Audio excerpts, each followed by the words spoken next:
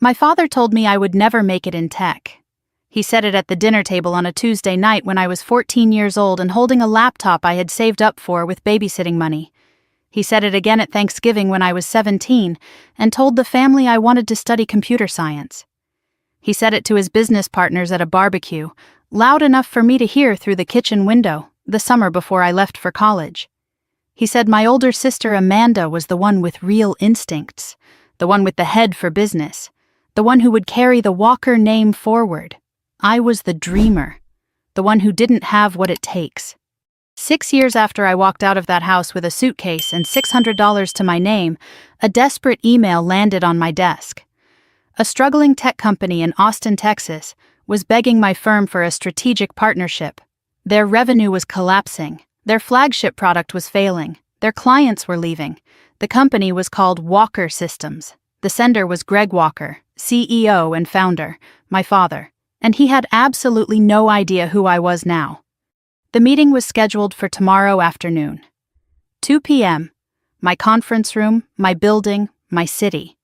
My father would walk through the glass doors on the 42nd floor, sit across from me, and pitch his dying company to the daughter he had written off. He would shake my hand and not recognize my face, and I had all night to decide what I was going to do about it. I need to tell you how I got here. That Tuesday morning started the way every Tuesday started. I arrived at Novatech headquarters before 7, while the building was still mostly empty. I liked this hour. The quiet before 312 people filled the halls with noise and urgency and decisions that needed my signature.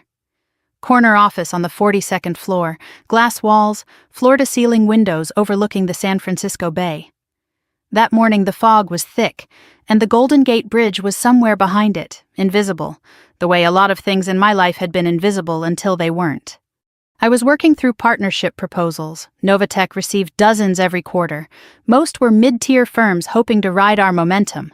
I read fast, annotated faster, and dismissed most within 2 pages.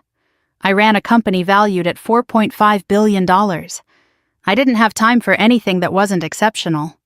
Leah Chen walked in at 7:15 carrying her tablet and a coffee I hadn't asked for. My COO sharp, efficient. The kind of person who remembered your coffee order after hearing it once and never forgot a deadline or a grudge. She had been with me for 4 years, since Novatech was 12 people in a rented office in Oakland. I trusted her more than anyone in the building. She set the coffee on my desk. 4 proposals flagged urgent this quarter, she said. 3 were standard. The 4th was different. Smaller company, out of Austin. It came in late last night, Leah said. Flagged urgent. A company called Walker Systems. They're requesting a face-to-face meeting within the week. Walker Systems. My hand stopped mid-reach for the coffee cup. Half a second, maybe less. But inside that half second the room tilted and righted itself, and I was 14 years old again, standing in a living room in Austin, Texas, holding a laptop, watching my father look at the screen for 4 seconds before turning back to the television. I picked up the coffee, took a sip, set it down, asked Leah to pull up the email on the main screen. Walker Systems. I hadn't heard that name spoken out loud in 6 years. I hadn't typed it into a search bar. I hadn't let myself think about it on purpose, the way you don't let yourself think about a scar once the wound is closed. And now it was on my screen, in my building, asking for my help. Leah left to get the full attachment printed. I read the email alone. My jaw tightened.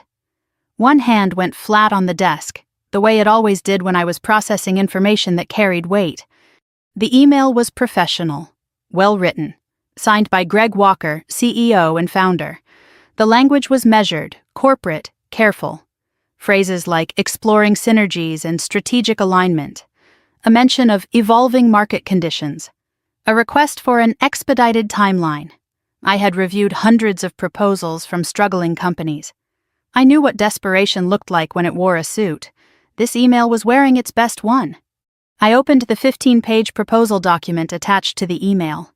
I read it the way I read everything, like a surgeon examining an X-ray, looking for what was wrong and not what was right. The numbers told the story the email had tried to dress up. Revenue had declined 31% over 3 fiscal years. 4 major enterprise clients lost in the last 18 months. 2 to Meridian Tech, our biggest rival.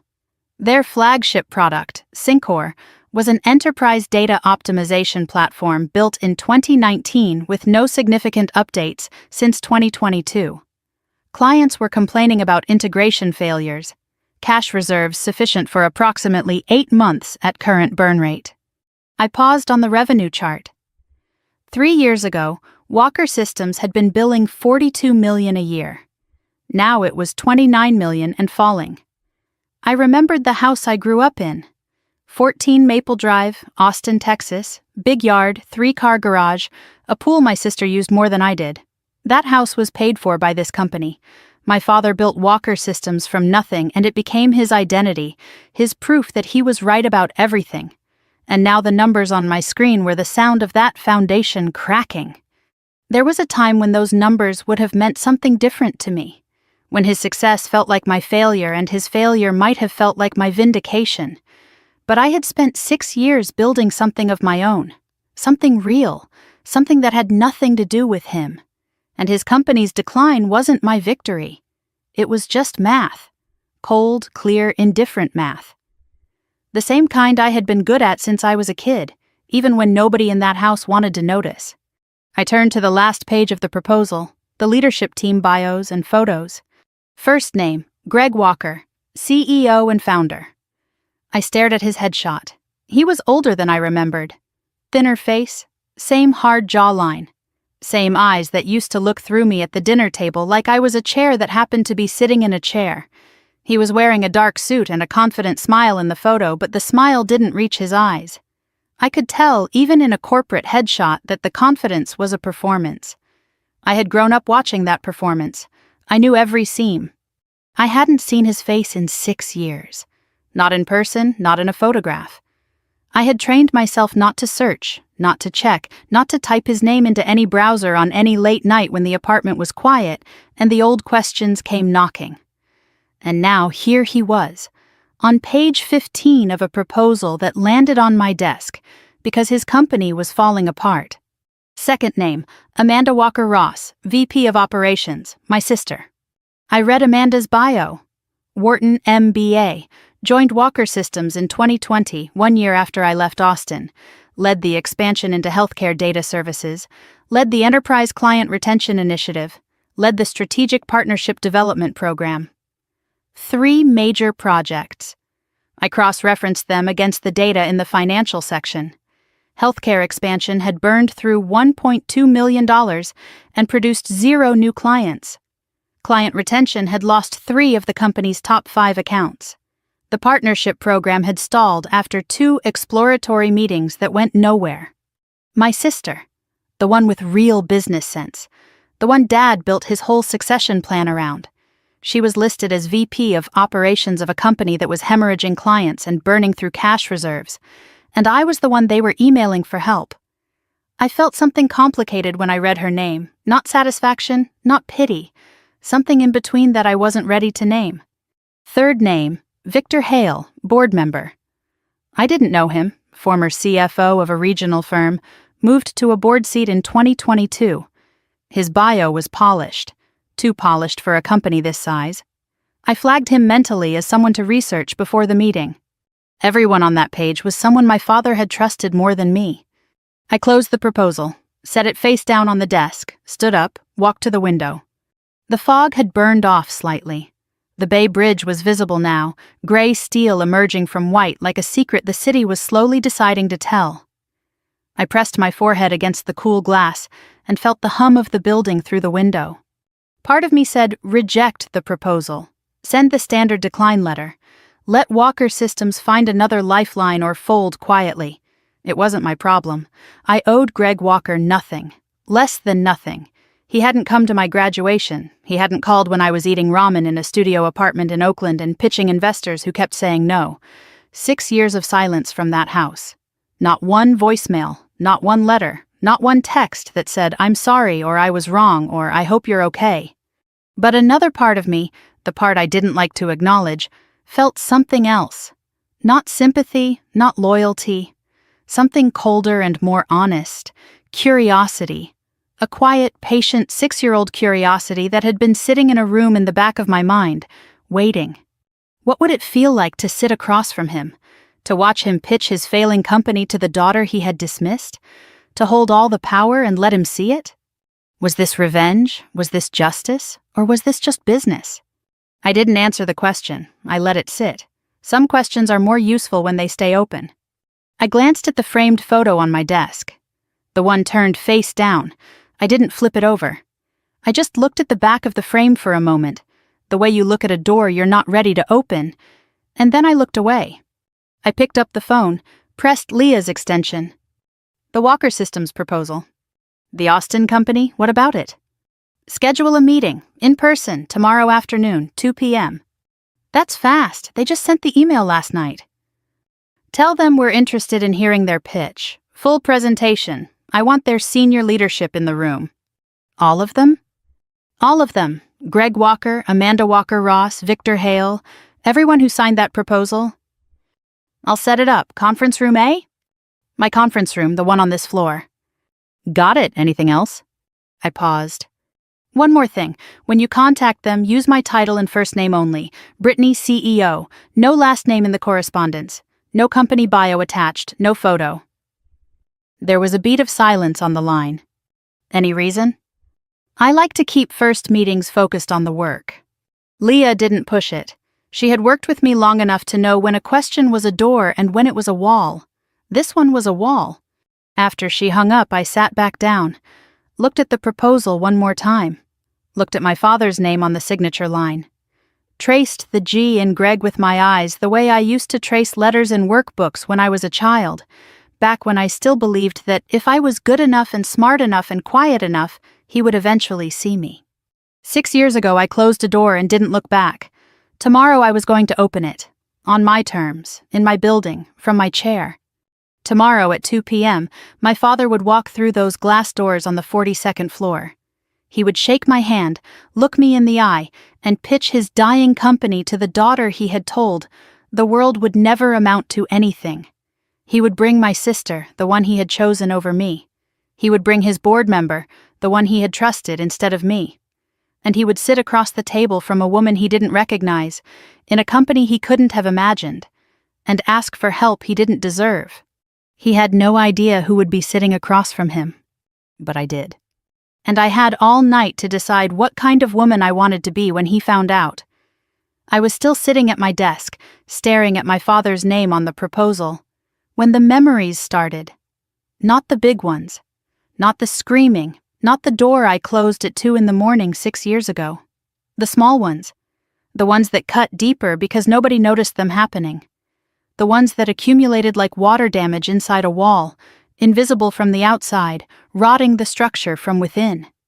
To understand what happened in that conference room the next day, you need to understand where it started. Not with a fight, not with a betrayal. It started with a 14-year-old girl and a laptop in a living room, and a father who couldn't be bothered to look. The summer I turned 14, I taught myself to code. Not because anyone told me to.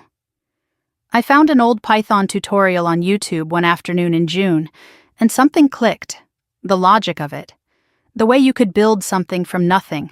The way the screen did exactly what you told it to do if you got the language right. The code didn't care who your sister was or what your father thought. It just worked, or it didn't, and either way the answer was yours to figure out.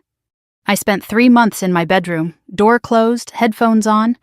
I bought a second-hand ThinkPad at a garage sale for $40 with birthday money. Taught myself Python, then picked up enough HTML and SQL to be dangerous. I built an inventory management system, clean interface, functional database, a search feature that actually worked. My computer science teacher saw an early version and said she had never seen a student build something this complete on their own. I was 14. I hadn't told anyone in my family because I wanted to show the finished thing. I wanted it to be undeniable. I carried the ThinkPad downstairs on an August afternoon, heart pounding so loud I could feel it in my fingers. The living room at 14 Maple Drive had leather couches, a big television, and a wall of framed photos.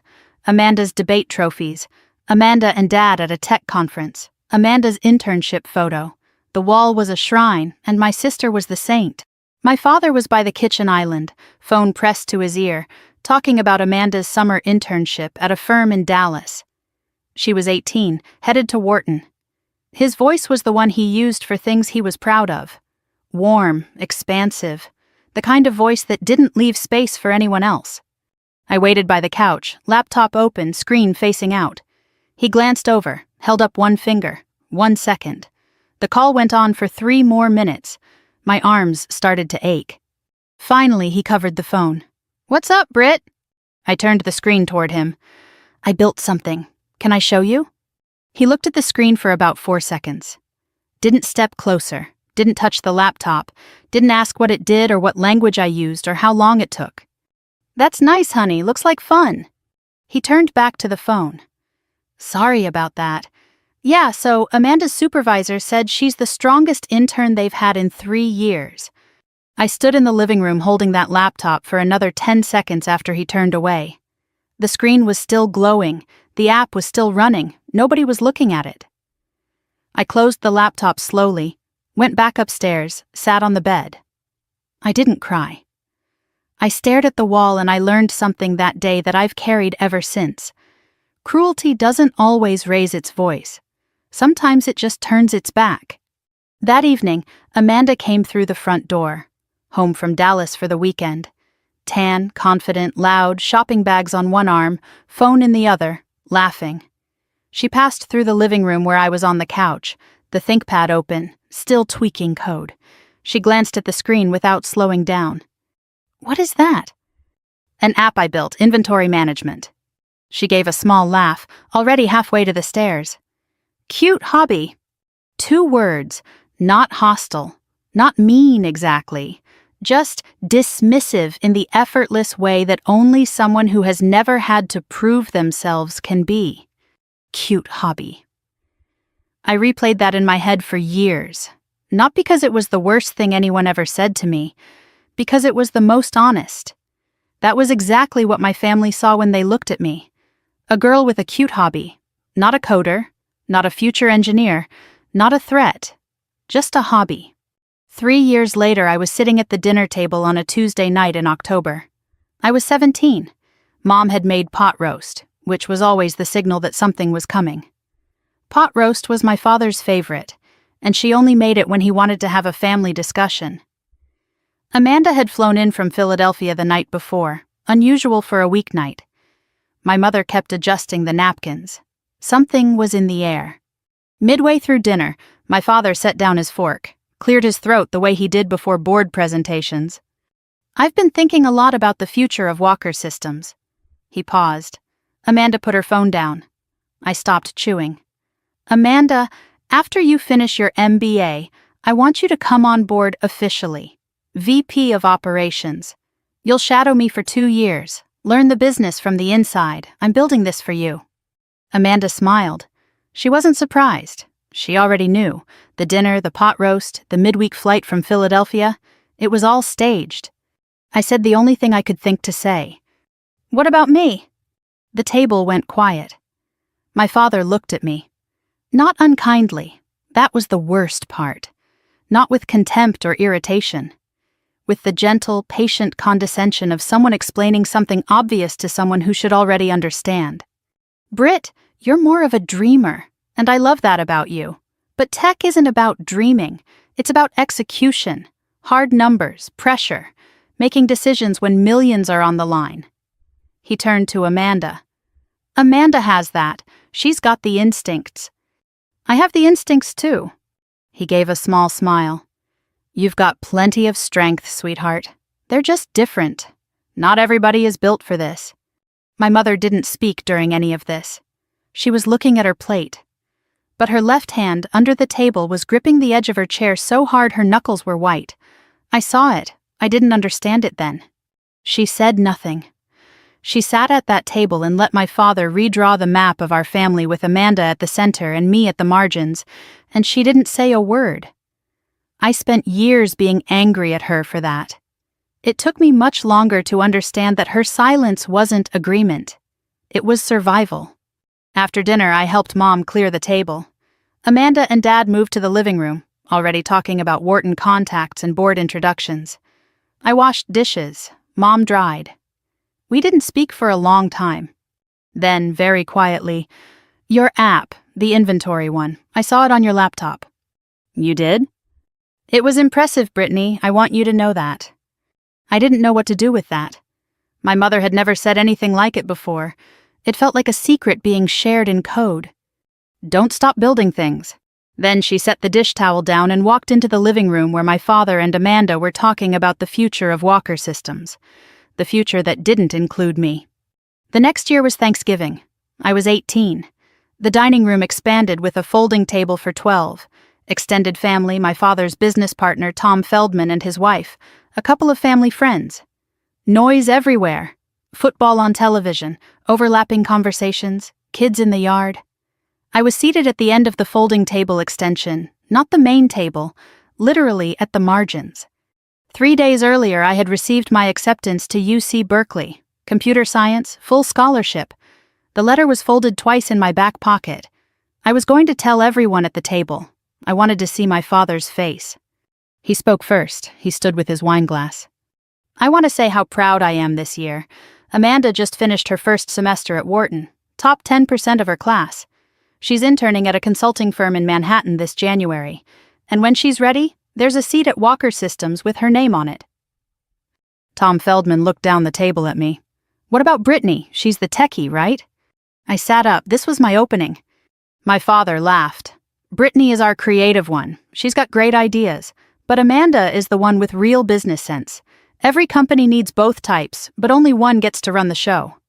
The room laughed, good-natured. They thought it was a compliment. My father was smiling. Amanda was smiling. Everyone was smiling except two people, me and my mother, standing in the kitchen doorway holding a casserole dish, completely still. I put the Berkeley letter back in my pocket. I didn't announce it. I ate in silence for the rest of the meal. I had won a full-ride scholarship to one of the best computer science programs in the country. And I said nothing, because I knew that whatever I said, my father would find a way to make it smaller. Berkeley is fine, but Amanda got into Wharton. Computer science is interesting, but business is where the real leaders come from. I could already hear it in his voice before he opened his mouth. So I kept mine shut, and that silence cost me something I didn't know I was losing. I showed the letter to my mother the next morning in the kitchen. She cried. Every family has a pattern. Ours was simple. At 15, I built a website for a local nonprofit. The director wrote a thank you letter to our family. Dad read it, said, "That was nice of you, Britt," and pinned Amanda's semester report card to the fridge. At 16, I won 3rd place at the Texas State High School Hackathon, coded a weather alert app in 36 hours. Dad was at a conference in Chicago. Mom sent him a photo. He texted back, "Good job," with a thumbs-up emoji. That same week, Amanda failed an accounting exam at Wharton. Dad flew to Philadelphia to take her to dinner and tell her one bad grade means nothing. At 17, I landed a summer internship at a tech startup in Austin. Told my father at breakfast. He said that was great, then asked if I could help Amanda with her Walker Systems onboarding presentations. I spent that summer working at the startup until 5, and editing Amanda's slides until midnight. Nobody asked how my internship was going. At 18, I called to tell my father about Berkeley. His response, "Berkeley, that's solid. Good school." Amanda got into Wharton, of course, but Berkeley has a good engineering program. Practical. Practical. Not "I'm proud of you." Not "you earned this." Just practical. As if the best thing about my achievement was that it was useful enough not to embarrass him. Amanda was the future. I was the footnote. And the worst part wasn't that my father believed it. The worst part was that, for a very long time, I believed it too. I left for Berkeley in August of 2015. I didn't ask my father to help me move. Mom drove me. We listened to the radio and didn't talk about Greg or Amanda for the entire 6-hour drive. When she dropped me off at the dorm, she held my face in both hands and said, "Show them what you can do." I threw myself into Berkeley. Dean's List every semester, 3 internships, 1 at a cybersecurity firm, 1 at a data analytics startup, 1 at a Fortune 500 company's research division. I published a paper on enterprise data architecture as a junior. My senior capstone project, an enterprise data optimization platform, was described by my thesis advisor, Professor Langston, as the most original work he had seen from an undergraduate in a decade. I graduated cum laude in June of 2019. 4 years of relentless work. 4 years of proving to myself, not my father, to myself, that I belonged in every room they said I didn't. And on the day I walked across that stage, the one person I still foolishly wanted to impress didn't bother showing up. He was in Austin, pitching a new project. Amanda's project. He didn't call until 9 that night. And when he did, he didn't ask what honors I received, what my GPA was, or what my professor said about my future. He talked about Amanda. He always talked about Amanda. I told you he didn't come. But I need you to understand what that day actually felt like. Because a fact and a feeling are two different things, and it was the feeling that broke me. Saturday, June 15th, 2019, graduation day. UC Berkeley's Greek Theater, the stone amphitheater carved into the hillside, thousands of seats rising in semicircles. California June sun, cloudless, warm, a light breeze carrying eucalyptus from the hills, the low roar of families, laughter, phones ringing, and pomp and circumstance playing through the sound system. That song you've heard 1,000 times, but still makes your throat tight when it's for you. I was in the processional line with 300 other computer science graduates. The girl next to me was excited. Family flew in from Michigan, 8 people. I smiled and said that was great. I had checked my phone 14 times since 7 that morning. No messages from my father. I had texted him the night before with the logistics. Ceremony starts at 10, Greek Theater, Section C. He replied with a thumbs up emoji. No, I'll be there. Just a thumb. I told myself that morning it didn't matter if he came. I had a degree, honors, 3 internship offers, and a capstone project my professor called exceptional. I didn't need him in that audience. I told myself that. I didn't believe it. The processional began. As I entered the amphitheater, I did what every graduate does. I scanned the crowd, thousands of faces, a blur of color and movement. I looked for row 5. 2 seats I had reserved weeks ago, one for Mom, one for Dad. I found Mom. Aisle seat. She was wearing a blue dress, the same one she wore to my high school graduation. She was holding her phone in one hand and a small handmade sign in the other. Block letters, hand-drawn star. That's my daughter. The seat next to her was empty. My eyes stayed on that chair for 3 full seconds as I walked. Somebody bumped me from behind. Keep moving. I turned forward, one empty chair in a sea of 8,000 people. That's all it was. And I felt it like a hole in the middle of my chest. I adjusted my cap. I kept walking. The ceremony went on.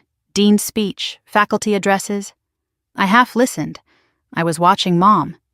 She was filming on her phone, smiling, but her eyes kept drifting to the empty seat. Once she placed her purse on the chair, then took it off, as if catching herself saving a spot for someone who wasn't coming. My row was called. The announcer read my name, Brittany Ann Walker, Bachelor of Science, Computer Science, cum laude. I crossed the stage. The applause was general, not the roaring cheer some graduates got from their families. I heard Mom's voice thin and far away, shouting something I couldn't make out. Professor Langston was standing at the end of the stage, handing out diplomas. When I reached him, he shook my hand firmly and leaned close, over the microphone noise. You're going to change the industry, Brittany. I mean that. Don't let anyone tell you otherwise. I thanked him, held the diploma in both hands, looked out at the audience one more time. Mom was standing, clapping, tears running down her face. The sign was pressed against her chest. The empty chair was still empty. Professor Langston said I was going to change the industry. My mother made a sign with a hand-drawn star, and my father was in Austin, pitching a project to investors. Amanda's project. Not even his own. He had chosen for the final time to be somewhere else. And I felt something I hadn't felt before.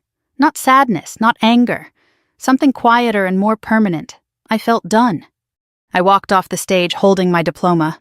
I did not look at the empty chair again. After the ceremony, Mom found me on the plaza. She pushed through the crowd and wrapped both arms around me, her face pressed into my shoulder. She was shaking, crying hard. I could feel the sobs through the polyester gown. She smelled like the perfume she'd worn since I was a child, something floral and slightly powdery, comforting in a way that had everything to do with memory. She pulled back, held my face in both hands. "I am so proud of you. You have no idea how proud I am." "Thanks, Mom." Her voice cracked. "I'm sorry he's not here. I asked him. I told him. It's okay. It's not okay." Silence between us. The plaza noise filled the gap. "Did he call this morning?" She didn't answer right away, looked down, adjusted the sign under her arm. "He said the investor meeting couldn't be moved. He said Amanda's presentation was today, and he needed to be there in person." I nodded slowly. Amanda's presentation, on my graduation day, he chose. She didn't say he sends his congratulations. She didn't say he feels terrible. And I noticed what she didn't say. She didn't defend him. First time in 22 years my mother didn't make an excuse for my father. Somehow that hurt more. Because if even she had stopped pretending, then it was really as bad as I thought. She asked a stranger to take a photo, me in my cap and gown, Mom in the blue dress, the sign held between us. We both smiled, real smiles but with a crack running through them that only we could see. That was the only photo from that day. No family portrait, no father-daughter shot, just two women in the sun. 6 years later, it sat on my desk in San Francisco, face down. Because some days looking at it was too much. That evening I was back in Austin, sitting on the bed in my childhood bedroom, smaller than I remembered. Single bed, desk I used to code at, the old ThinkPad still on the shelf. Dusty, dark. Door closed, only the glow from my phone. Downstairs the television was on, my father's voice carrying through the floor. He had greeted me at the door with a one-arm hug. "Congratulations, kiddo." Then he went back to the living room. No questions about the ceremony, no asking to see the diploma. I sat on the bed and waited, maybe for him to come upstairs, to knock, to sit on the edge of the bed and say, "Tell me about today." 2 hours. He didn't come. At 9:14 my phone rang. He was calling from downstairs. He could have walked up the stairs and opened my door. He called from the couch. "Hey Britt, how was the ceremony?" "It was good." "Good. Sorry I couldn't make it. The Meridian meeting was locked in for months and Amanda really needed me there for the pitch." "I understand." "But listen, it went great. Amanda knocked it out of the park. Meridian Group is seriously interested. This could be a game changer for Walker Systems." I said nothing. "Anyway, we should celebrate your graduation this week. Maybe dinner? I'll have Linda make a reservation." "Sure, Dad." "Oh, and I've been meaning to ask. Have you thought about what's next? Because if you're looking for work, I know a couple people in data entry and project management who might be able to..." Data entry. I had graduated cum laude from Berkeley's computer science program. I had built an enterprise data optimization platform that my thesis advisor called the most original undergraduate work in a decade. I had 3 job offers on my desk. And my father, who missed my graduation to pitch my sister's project, was offering to connect me with people in data entry. "That's okay, Dad. I've got some things lined up." "Oh, great. Well, let me know if you need anything." "I will." "Proud of you, kiddo." The line went dead. "Proud of you, kiddo." 4 words. Generic, weightless. The kind of thing you say to a neighbor's kid at a barbecue. He didn't ask what honors I received. He didn't ask about my capstone. He didn't ask what Professor Langston said. He offered data entry. And then he said he was proud the way you'd say, "drive safe." Automatically. Because it's what you're supposed to say on the way out. At 2 a.m, I opened a suitcase on my bed. The house was dark, everyone asleep. The only sound was the hum of the air conditioning and the ticking of the hallway clock, my grandmother's antique. That ticking is the one sound I remember from that house. I packed calmly.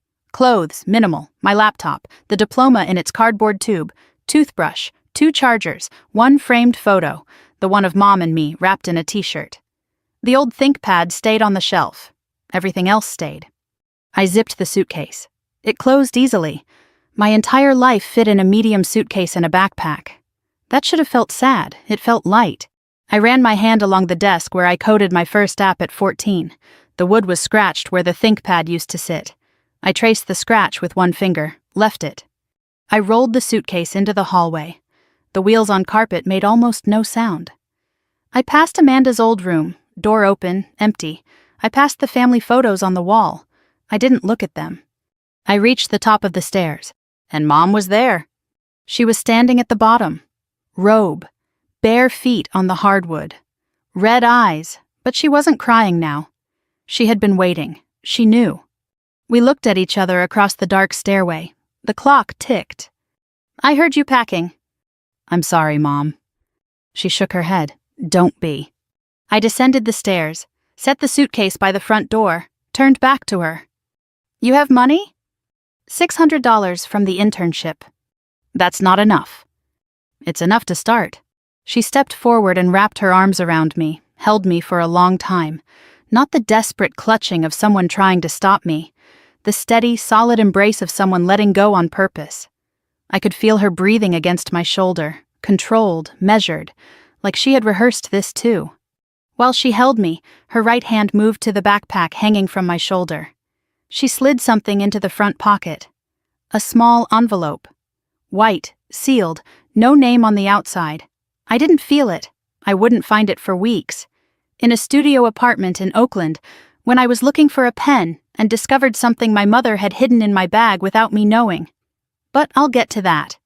She held me at arm's length, looked at my face, memorizing. "Call me when you're ready, I'll be here."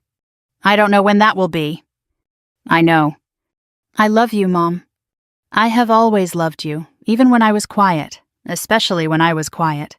I picked up the suitcase, put my hand on the front door handle, paused. I almost looked back up the stairs toward my father's closed bedroom door. Almost. I didn't. I opened the front door, stepped into the warm Texas night. June air, thick and humid, crickets, a distant car alarm. The streetlight at the end of the driveway threw a yellow cone of light across the concrete. I pulled the door closed behind me, gently, the way you close something you know you'll never open again. I walked down the driveway with my suitcase and my backpack and $600. I didn't have a car, I didn't have an apartment. I didn't have a plan beyond getting to the Greyhound station on Congress Avenue and buying a ticket to the first city that felt far enough away. I was 22 years old. I had a degree from Berkeley, honors my father hadn't asked about, and a capstone project nobody in my family had ever seen. I had a mother who loved me and a father who didn't know how. And I had a decision. Spend the rest of my life waiting for a man to see me, or go build something so big he couldn't look away. I chose building. Oakland, California. That's where the bus took me. $600. A suitcase. A backpack with an envelope I didn't know about yet. And the kind of anger that doesn't scream. It plans. I didn't speak to my father again for 6 years. He didn't call, he didn't write, he didn't look, and by the time he finally needed me, he wouldn't recognize the woman I'd become. None of them would. Oakland, California. July 2019, 3 weeks after walking out of my father's house. I found a studio apartment on Craigslist, 400 square feet on MacArthur Boulevard. First month plus deposit ate $340 of my $600. A mattress on the floor, a folding table from Goodwill that doubled as my desk, one overhead bulb with no lampshade, my suitcase open against the wall because I didn't own a dresser. I was coding 16 hours a day, 8 for a web design shop in Emeryville that paid $12 an hour. 8 on my own project, the enterprise data optimization platform from my capstone at Berkeley. I believed it could be something. I just needed to make it real. One evening I was digging through my backpack looking for a USB drive. My hand found something in the front pocket I didn't remember putting there. A white envelope, sealed, no name. I sat on the mattress and tore it open. Inside, a single sheet of paper in my mother's handwriting. $400 in cash, crisp 20s that had been stored, not spent. And a business card. Cream-colored, simple. Rachel Simmons, angel investor, Simmons Capital Partners. A Palo Alto address. The letter was short. 5 sentences. Brittany, believe in yourself even when no one else does. This money is from my personal savings. Your father doesn't know about it. The card belongs to someone I trust. Call her when you're ready. I love you.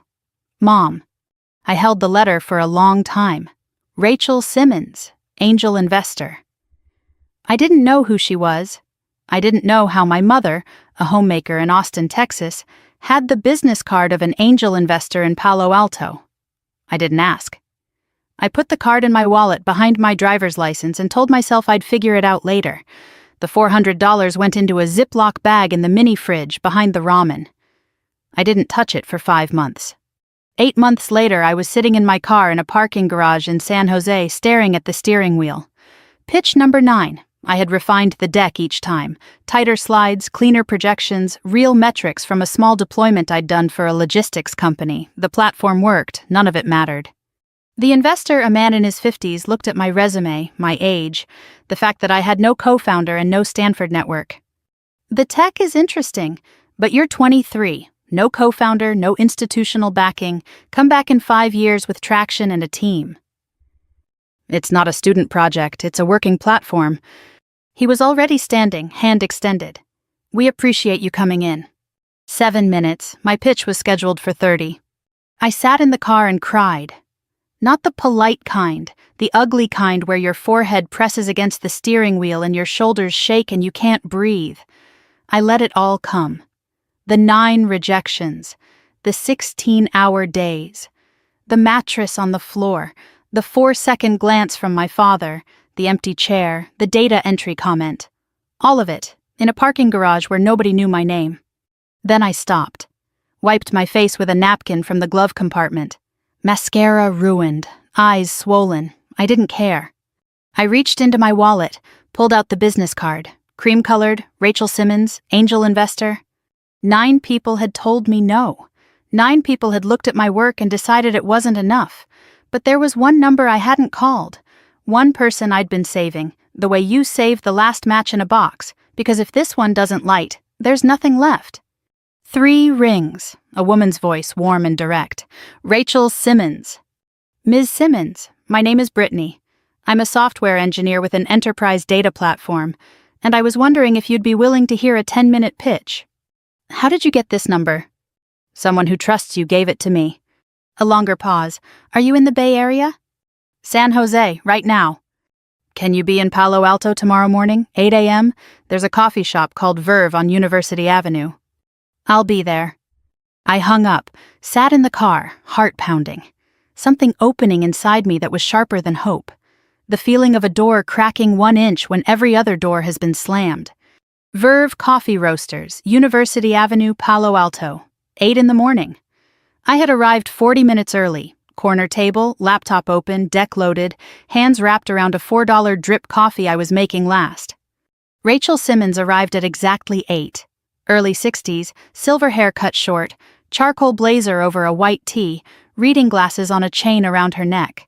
She moved through the room like someone completely comfortable in every space she entered. Firm handshake, eye contact that didn't waver. She sat, didn't order coffee. You've got 10 minutes, go. I pitched.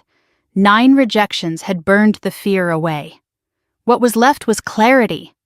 The platform, enterprise data optimization, connecting fragmented systems, reducing redundancy, cutting costs by 22% in pilot tests, the prototype, the testimonial, the projections. 8 minutes, laptop closed. Rachel hadn't moved. Now she stared at me. Long silence.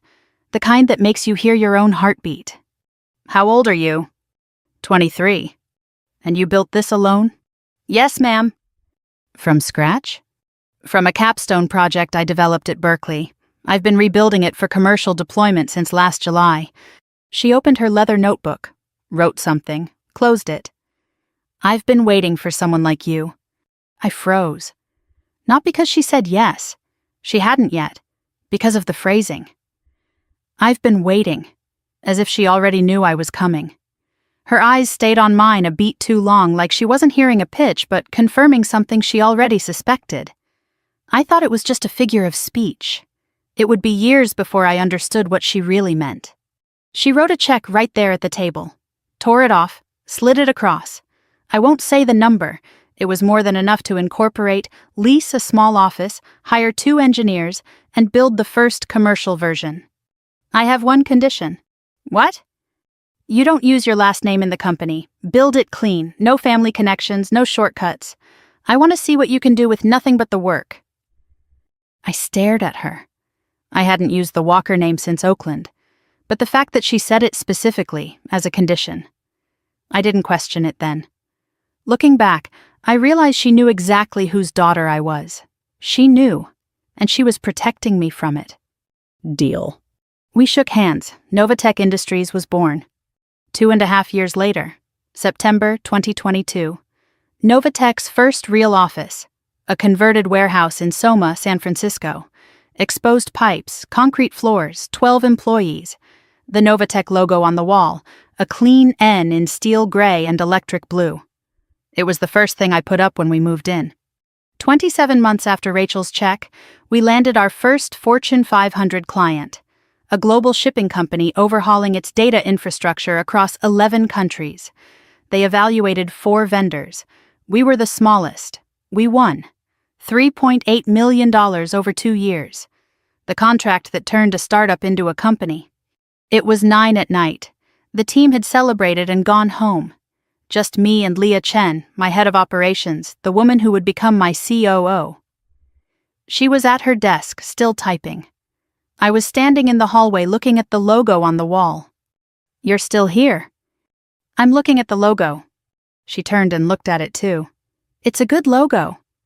3 years ago, I was eating ramen in a studio apartment in Oakland, coding on a folding table. My father told me I didn't have what it takes for tech.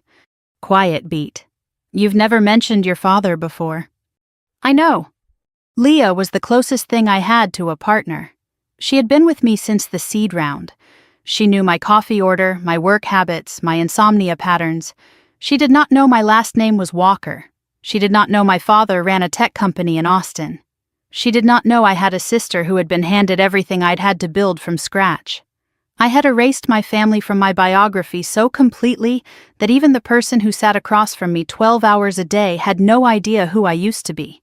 I stood in front of the logo, almost cried, felt it rising behind my eyes, the pressure of 3 years of work and silence and loneliness. But I held it. I had taught myself to hold it. Crying was for parking garages when nobody was watching. This was my office, my company, something new. I nodded at the logo, turned off the light, walked out. November 2024, Novatech headquarters. Not a converted warehouse anymore. A glass tower in the financial district. 42nd floor. 312 employees across 4 offices. The kind of building where the elevator requires a key card and the lobby has a waterfall wall. On my desk, Leah had left a printed TechCrunch article and a Forbes magazine with post-it notes. The headline, Novatech Industries hits $4.5 billion valuation after Series D. Forbes 30 under 30, technology category.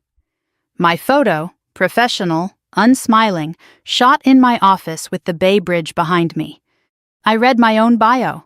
Founder and CEO, Novatech Industries, UC Berkeley, computer science, former independent software engineer.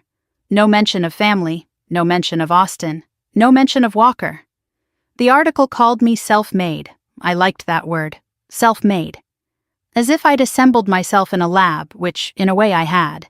I had taken the parts my father said were defective, the dreaming, the coding, the stubborn belief that I could build something, and I'd welded them into a company worth more than Walker Systems had ever been at its peak. I opened my laptop. For the first time in years, I searched Walker Systems, Austin, Texas. A brief article from the Austin Business Journal, 8 months old. Walker Systems reports 3rd consecutive year of revenue decline. Below it, a quote from Greg Walker. We remain confident in our strategic direction and the strength of our leadership team. 2 companies, 2 trajectories. One built by the daughter he believed in. One built by the daughter he didn't. He still didn't know. The tech world is vast enough that a CEO in San Francisco and a CEO in Austin can exist in entirely different orbits. I never used the name Walker in any public capacity. My LinkedIn said, Brittany, CEO, Novatech. My Forbes profile said the same, no middle name, no family section. I had deleted myself from his world so thoroughly that even when his company was dying and mine was thriving, we never intersected, not once in 6 years. Until last Tuesday. And then, on a Tuesday morning in March 2025, Leah walked into my office with an email from Walker Systems. 6 years. My father hadn't searched for me, hadn't Googled my name. He had let me disappear. And now he needed help. He just didn't know it was mine to give. I had turned the anger that doesn't scream into code, into contracts, into a company that employed 300 people on 4 continents. But here's the thing nobody tells you about proving someone wrong. You can build the tallest building in the city and still catch yourself looking down, checking if the person who doubted you is watching. He wasn't watching, he was drowning, and he was about to walk into my building and ask me to save him. I had spent 6 years building something from nothing. No family name, no shortcuts, no safety net, no phone calls on my birthday from Austin, no Thanksgiving invitations, no how are you, Brittany? Nothing. And now the man who said I didn't have what it takes for tech, the man who handed my sister the future and handed me silence, was about to walk into my building and beg. He thought he was pitching to a stranger. He was pitching to his daughter, the one he forgot. I didn't sleep that night. I didn't sleep. By 5 a.m, I was in the office. By 6, I had read the Walker Systems proposal 3 more times. By the time Leah arrived at 8:30, I had a list of every data point I needed and every question the proposal didn't answer. At 2 that afternoon, I called her in. Full due diligence on Walker Systems, financial audit, client retention, product lifecycle, leadership assessment, technical architecture of their flagship product. Everything. By tomorrow morning. Full due diligence on a company this size usually takes a week. You want it by morning? Pull 2 analysts from the Meridian Project. Her eyebrows rose. The Meridian Project is our biggest competitive analysis this quarter. I know what it is. She studied my face. There are 50 partnership proposals this quarter. Most are bigger than Walker Systems. Why is this one priority? I met her eyes, didn't blink. Call it instinct. She held the look for 2 seconds, the way she does when she knows I'm not telling her something but has decided not to push. Then she nodded, picked up her tablet, left. Leah could read a spreadsheet the way a cardiologist reads an EKG, catching arrhythmias other people missed. She could also read me. She knew I was lying. She knew something personal was buried in this decision. And she chose to trust me anyway. I didn't deserve that trust, not entirely. Because I was about to lead my company into a negotiation where I had the biggest conflict of interest imaginable, and I hadn't told a single person. I should have disclosed. Fiduciary duty, board responsibility, all the things I would fire someone else for hiding. I told myself I needed to see the data first. I told myself I hadn't decided anything. I told myself this was still just business. I knew I was lying. By evening, the building was mostly empty. I was working by desk lamp and screen glow, my ritual when deep in analysis. Leah's preliminary report was open, a shared document updating in real time. I watched the numbers populate like a diagnosis filling in. Walker Systems. Annual revenue peaked at $42 million in fiscal year 2021, currently $29 million, projected to drop below $25 by year-end. 4 major enterprise clients lost in 18 months. 2 to Meridian Tech. Cash reserves, $6.2 million. Monthly burn, $780,000. At that pace, roughly 8 months of runway. Headcount, 73 employees. Down from 104 at peak, 2 rounds of layoffs. Glassdoor reviews painted a company where morale had cratered. 73 people. That number kept coming back. 73 employees showing up every day to a company sinking under them. They didn't cause the decline. They didn't make the bad decisions. They just worked there. And if Walker Systems collapsed, every one of them would be looking for work in a market that wasn't kind to mid-career tech workers from a failed firm. I scrolled to leadership. Greg Walker, CEO. Founder-led, no succession plan. Management style described as top-down, resistant to outside input. Over-reliant on the founder's personal client relationships, which were aging out. Amanda Walker Ross, VP Operations. This is where I slowed down. Amanda assumed the role in 2020, the year after I left. She was tasked with 3 strategic initiatives: expand into healthcare data services, retain the top 5 enterprise clients, modernize the Syncor deployment pipeline. Healthcare expansion burned through $1.2 million in development costs, acquired 0 clients, shelved after 14 months. Client retention. Of the top 5, 3 left during Amanda's tenure. Exit interviews cited lack of technical innovation. Deployment modernization. Over budget by 60%, 11 months late. Integration bugs that directly caused 2 client departures. 3 initiatives, 3 failures, each with Amanda's name on the top line. The sister my father said had real business sense, the one he built his succession plan around. Reading this didn't feel good. It felt like reading the medical chart of a patient you knew a long time ago. You don't want them to be sick, but the numbers don't care what you want. Below Amanda's profile, Victor Hale, board member.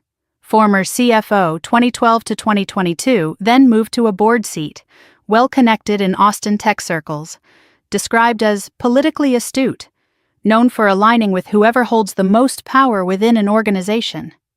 I flagged his name in my notes. Political animal. I noted him and moved on. I'd deal with Victor Hale later. Then I opened the Syncor section. Walker Systems' flagship product. Enterprise data optimization platform, integrating fragmented systems, reducing redundancy, improving efficiency. Built in 2019, initial architecture described as ahead of its time. No major updates since 2022. Competitors, especially Meridian Tech, had overtaken it. Nothing unusual. Then I opened the architecture diagram. The technical schematic showing how Syncor's core engine processed data, the node structure, the optimization pathways, the proprietary algorithm at the center. I stopped breathing. My hand moved to the trackpad and froze, my other hand curled into a fist on the desk. I knew this architecture. Not because I had studied Walker Systems. Not because I had seen it in any industry report. I knew it because I had drawn it. 4 years earlier, in a dorm room at Berkeley, on a whiteboard at 2 a.m, working on my capstone project. The node structure, the optimization pathways, the way the algorithm branched at the 3rd decision layer. It was mine. I told myself I was wrong. I was tired, 7 hours into the data, making connections that weren't there. Lots of platforms use similar architectures. But the 3rd decision layer, the branching pattern, the way the algorithm weighted prioritization over efficiency at the node level. That was my innovation. The part Professor Langston called the most original undergraduate work in a decade. I zoomed in. Metadata. Development date, Q3 2019, July through September. 3 months after I graduated. 3 months after I left Austin. 3 months after I walked out with a suitcase and a backpack and an envelope I hadn't opened yet. Where did they get this architecture? I said it aloud. Then July through September. 3 months after I graduated. 3 months after I left Austin. 3 months after I walked out with a suitcase and a backpack and an envelope I hadn't opened yet. Where did they get this architecture? I said it aloud. Then I called Leah 2 floors down. The Syncor technical review, the architecture diagram. Just uploaded it. What about it? Where's the source documentation, original design files? Proprietary, developed in-house 2019, no external licensing, no credited designer. Why? A long pause. I want a full technical audit, deep code base review, file names, creation dates, everything. Can you get that before the meeting? That's tomorrow at 2. I know. I'll need access to their code base. Requesting it directly means tipping them off we're doing more than a standard review. Then do it after the meeting. Start the request tonight. I want it ready the moment I give the word. Brittany, what's going on? I'm not sure yet. Keep digging. I hung up, stared at the diagram. The pattern that looked like my handwriting, the algorithm that thought the way I think. I didn't tell Leah. Not because I was sure, because I was afraid I was right. And if I was right, if my father had taken my capstone project, the one he never asked to see, and built his flagship product on it, then everything I thought I knew about my family was worse than I imagined. I saved a screenshot, closed the laptop, sat in the dark. Wednesday morning. I stood in my apartment in front of the closet after a shower. Clean walls, minimal furniture, no family photos anywhere. A single orchid on the kitchen counter I watered every morning, my one ritual of tenderness. I chose what to wear the way every woman chooses before a meeting where she knows she'll be underestimated. Charcoal suit, dark gray, almost black. Tailored. White blouse. No jewelry except a stainless steel Tag Heuer. I bought myself the day Novatech crossed 1 billion. Hair pulled back, clean. The suit said, "I am not here to be liked. I am here to negotiate." I paused at the mirror. Met my own eyes. For a moment I saw the 14-year-old girl holding a laptop in a living room, waiting for her father to look up. Then I blinked, and the girl was gone. Novatech at 7. 7 hours before the meeting. The conference room was empty, cold from overnight air conditioning, morning light pale through the glass walls.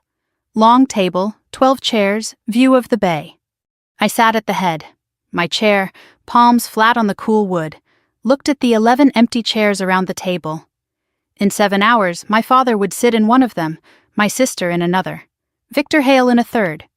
I didn't rehearse words, I rehearsed stillness, the ability to sit across from my father and not react, not flinch, not cry. The ability to look at the man who told me I wasn't good enough and hold his gaze with the calm of someone who knows exactly what she's worth. I thought about the empty chair at my graduation. Row 5, the chair he was supposed to sit in.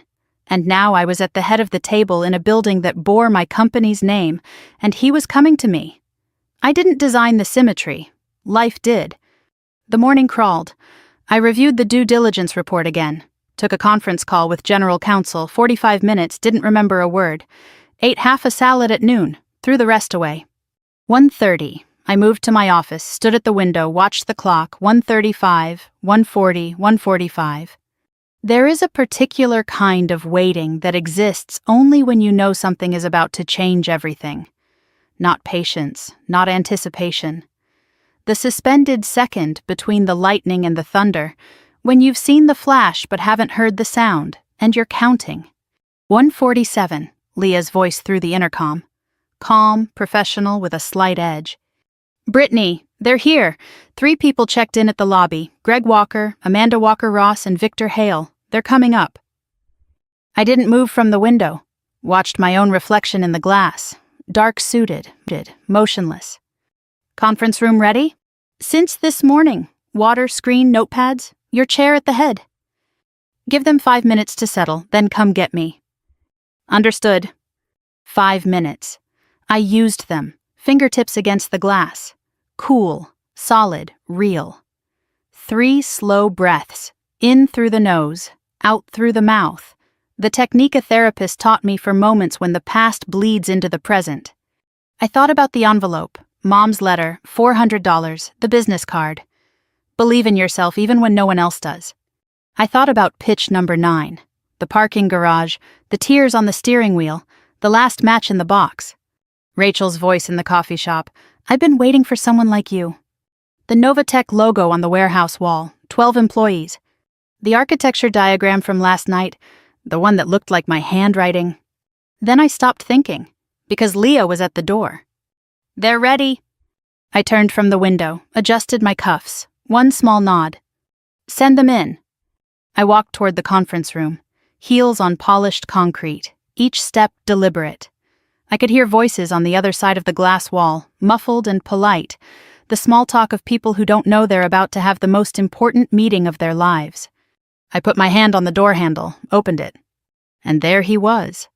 My father, standing at the far end of the table. Older than I remembered. Thinner. The jawline still hard, but the skin looser, the way men age when stress eats them from the inside. His hair had gone fully gray. It was still dark the last time I saw him, in the living room of 14 Maple Drive, not looking at my laptop. He was wearing a navy suit and a burgundy tie. The same tie. I recognized it, the one he wore to board meetings when I was a kid, the one he'd straighten in the hallway mirror while I watched from the stairs. The tie that meant important things were happening. He thought this was an important meeting. He had no idea how important. He looked right at me, smiled politely, the professional smile, the one for strangers, extended his hand. "Thank you for seeing us on short notice. I'm Greg Walker." He had no idea. I smelled him before I saw his face. The cologne. Same brand, same scent from 14 Maple Drive. The one that lingered in the hallway every morning after he left for work. I hadn't smelled it in 6 years, and my body recognized it before my brain did. Something tightened in my chest like a hand closing around a nerve. 3 people stood at the far end of the conference table. Greg Walker, navy suit, burgundy tie, the same tie. Thinner than I remembered, older, but projecting the confidence of a man who had been closing deals for 30 years. He extended his hand. "Thank you for seeing us on short notice. I'm Greg Walker, CEO of Walker Systems. This is Amanda Walker-Ross, our VP of Operations, and Victor Hale, Senior Board Member." I took his hand. The skin was rougher than I remembered. The grip was the same, strong, assertive, the grip that used to hold my hand crossing parking lots when I was 6. I knew the callus on his right thumb. I knew the way his fingers closed, firm, then release, then gone. I had held that hand 1,000 times before I learned it would never reach for mine first. Now it was shaking mine across a conference table, and he had no idea whose hand he was holding. "Welcome to Novatech, please have a seat." Amanda stepped forward. Cream blazer, hair blown out, the polished presentation I remembered from every family gathering. She always looked the part. Her handshake was lighter than Greg's, quicker, but as she took my hand, her eyes did something. They lingered. 1 second longer than standard. Her gaze flicked across my face, the jawline, the crease between my eyebrows that every walker has, and something in her expression shifted. A micro-twitch, a flicker of almost recognition, and then it was gone. She smiled, sat down, sat. She almost saw me. For 1 second her brain tried to connect the woman in front of her to the girl she'd called a cute hobby 14 years ago, but the connection didn't fire. Amanda had never really looked at me. She saw a CEO in a charcoal suit. She didn't see her sister. The disguise wasn't my clothes or my title. The disguise was her own indifference. Victor Hale shook my hand with the over-firm grip of a man who compensates with force. Silver cufflinks, eyes that assessed the room before they assessed the people. He said nothing beyond pleasure. Everyone sat, me at the head, Greg to my left, Amanda across from him, Victor at the far end, Leah behind me, tablet ready. Greg stood to present. He had a slide deck projected onto the screen. Clean design, blue tones, the Walker Systems logo prominent. He spoke with the voice I knew, the confident one, the boardroom one, the one he used at dinner tables when he talked about Amanda's future. He pitched Walker Systems' strategic value, 30 years in enterprise data, established client base, proprietary technology, experienced leadership. He emphasized partnership synergies between Walker Systems' legacy market position and Novatech's innovation platform. He was good. He had the cadence, the pauses, the eye contact. He made Walker Systems sound like a company in transition, not a company in freefall. He said strategic repositioning when he meant losing clients. He said leadership depth when he meant his daughter, who had failed 3 consecutive projects, was his only succession plan. He said proprietary technology when he meant Syncor, the architecture I was now almost certain had been built on my capstone. I sat perfectly still, took notes on a legal pad, didn't look up when he made his strongest claims. Greg turned the floor to Amanda. She stood, smoothed her blazer, cleared her throat. The operations overview, streamlined workflows, optimized delivery pipelines, client-centric restructuring. Amanda spoke the way my father taught her to speak. In abstractions, confident phrasing, no specifics. She said optimized delivery pipelines without mentioning the 11-month delay. She said client-centric restructuring without mentioning that 3 of their top 5 clients were gone. She spoke the way people speak when they've been told their whole life that sounding confident is the same as being competent. She sounded exactly like Dad. And for the first time, that didn't make me angry. It made me sad. I hadn't expected that. Instead of vindication, I saw a woman performing a role she was cast in, not one she chose. Victor added brief comments: strategic value, market positioning.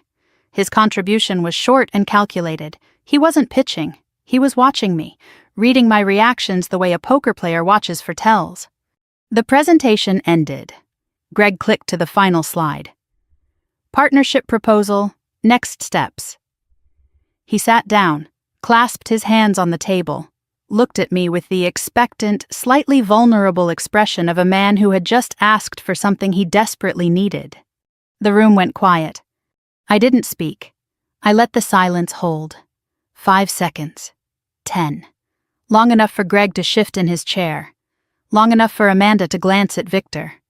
I let them wait because I needed the time. I needed to decide exactly who I was going to be in the next 30 seconds. I pushed my chair back, stood slowly, buttoned the top button of my suit jacket, the gesture anyone in boardrooms recognizes, the signal that something formal is about to happen. I walked to the window, stood with my back to the skyline, afternoon light framing my silhouette. I was standing, they were sitting. Thank you for the presentation, Mr. Walker. It was thorough. I looked at Greg, then Amanda, then Victor, back to Greg. Your company has significant challenges. The revenue decline, the client attrition, the leadership gaps. These are not minor issues, and a partnership of this nature would require extraordinary transparency from both sides. Greg nodded. We're prepared for full transparency. Good, because before we proceed I need to disclose something, in the interest of that transparency. The room stiffened. Leah looked up from her tablet. Victor's hand stopped moving on his notepad. Amanda's eyes narrowed, the instinct of someone who senses danger before she understands it. When I was growing up, there was a house on Maple Drive in Austin, Texas. Number 14, big yard, leather couch in the living room. A hallway clock that ticked so loud you could hear it from the second floor. Greg's expression changed, not recognition, confusion. Why was this woman talking about a house in Austin? There was a girl who lived in that house. She taught herself to code on a second-hand laptop she bought for $40. She built an inventory management app when she was 14 and tried to show it to her father. He looked at it for 4 seconds and went back to his phone call. Greg's mouth opened slightly. His hand resting on the table went still.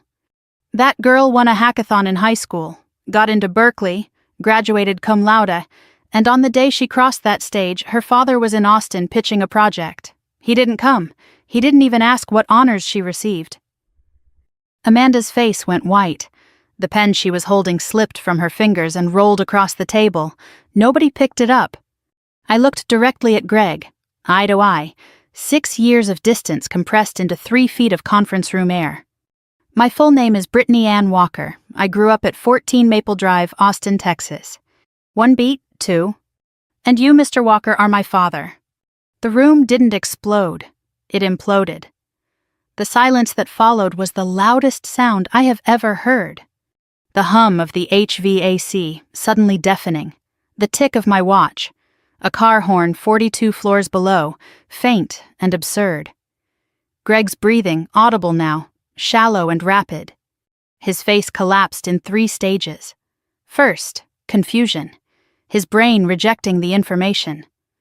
Brittany was a girl in a bedroom in Austin. Brittany was a name he hadn't said out loud in years. Brittany was not a woman in a charcoal suit standing in a glass office overlooking the bay.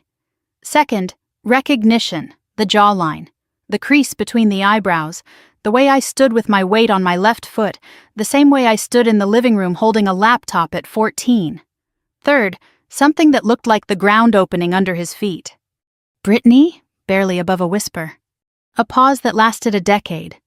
That's not possible. And yet here I am. His hands were shaking. I saw the tremor in his fingers as they gripped the edge of the table. The same table I chose, the same chair I placed him in. He looked at me the way you look at something you broke a long time ago and forgot about. And then one day you find it whole, polished, worth more than everything else you own. And you realize the breaking was never the object's flaw. It was yours. Amanda recovered first. She always was faster at adapting. Her voice, when it came, was controlled but strained like a wire pulled too tight. Wait, you're telling me you're the CEO, you run this company? Founded it, built it, yes. A short, strange laugh, not humor, something else. Novatech, $4.5 billion. And you're... you. There it was. You're you. 2 words that carried 32 years of assumptions. Amanda couldn't reconcile the girl she called cute hobby with the woman who built a company worth more than Walker Systems had ever been. Not because the evidence wasn't in front of her, because the category didn't exist in her mind. I was the footnote, the dreamer. I wasn't supposed to be the CEO. But underneath the shock, I caught something else in Amanda's eyes. Not awe, not admiration, something colder, calculating. The look of someone rapidly recalculating a chessboard. Not to congratulate the opponent, but to find a new angle of attack. Just a flash, gone as fast as it came. But I'd spent 6 years reading boardrooms. I knew what calculation looked like when it wore a human face. Amanda wasn't just shocked, she was threatened, and threatened people do dangerous things. Victor Hale had said nothing since the reveal. He leaned back, arms crossed, watching the scene with the detached precision of a man already figuring out which side to be on. His eyes moved between Greg, Amanda, and me, triangulating, measuring. He caught me looking at him. For 1 second our eyes met. He gave a small, almost imperceptible nod. Not respect, exactly. Acknowledgement. One power player recognizing another. Greg opened his mouth, closed it, opened it again. Brittany, he stopped. How long have you... 6 years since I left. And you built all of this? Yes. His voice cracked. Why didn't you tell us? Why didn't you call? You know why. That line landed. Greg flinched, physically, visibly, the way you flinch when someone says out loud the thing you've been trying not to think. I didn't press. I let it sit. I wasn't here to destroy him. Not today. Today was the reveal. The reckoning would come later. I think we should table the partnership discussion for now. My team has additional due diligence to complete. We can reconvene next week. Brittany, please. Ms. Chen will show you out. I nodded at Leah. She stood. Professional, gestured toward the door. Amanda gathered her things quickly, too quickly, shoving her portfolio into her bag with hands that weren't as steady as her face. Victor stood smoothly, buttoned his jacket. Greg was the last to rise. He stood slowly, like a man whose legs weren't certain of the floor. He paused at the door, turned back. Amanda and Victor were already in the hallway. It was just Greg and me and the long table between us. He looked at me. Not the professional look from the handshake, not the confused look from the reveal, something raw, unprotected.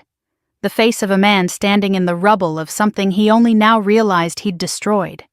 He opened his mouth and he said something. Not an excuse, not a defense, not let's talk about the partnership, not I'm sorry, not any of the things I had rehearsed responses for. He said something I didn't expect, something that cracked the armor I'd spent 6 years building, something that changed everything that came after.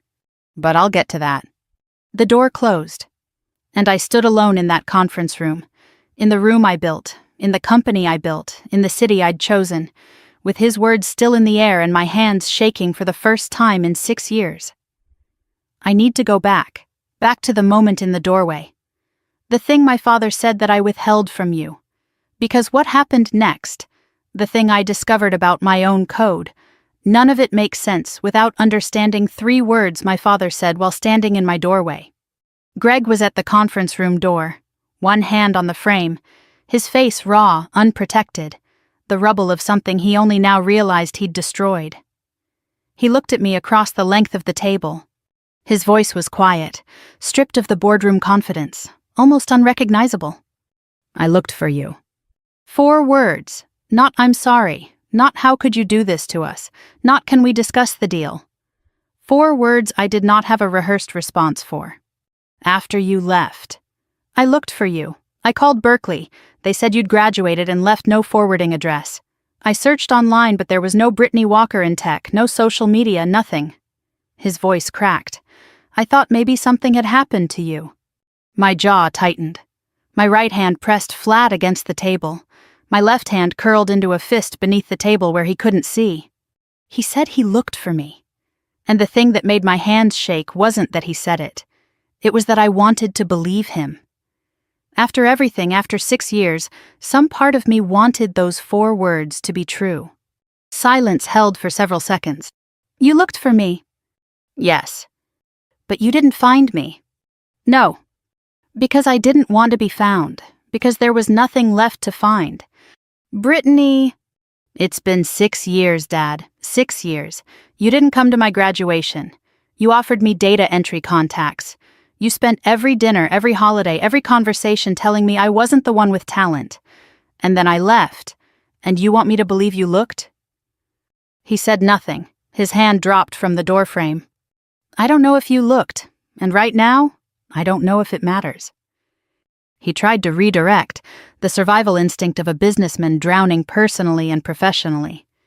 Can we at least discuss the partnership, separate from this? There is no partnership, not yet. My team has additional due diligence to complete. We can talk next week. Brittany, please, Walker Systems can't wait.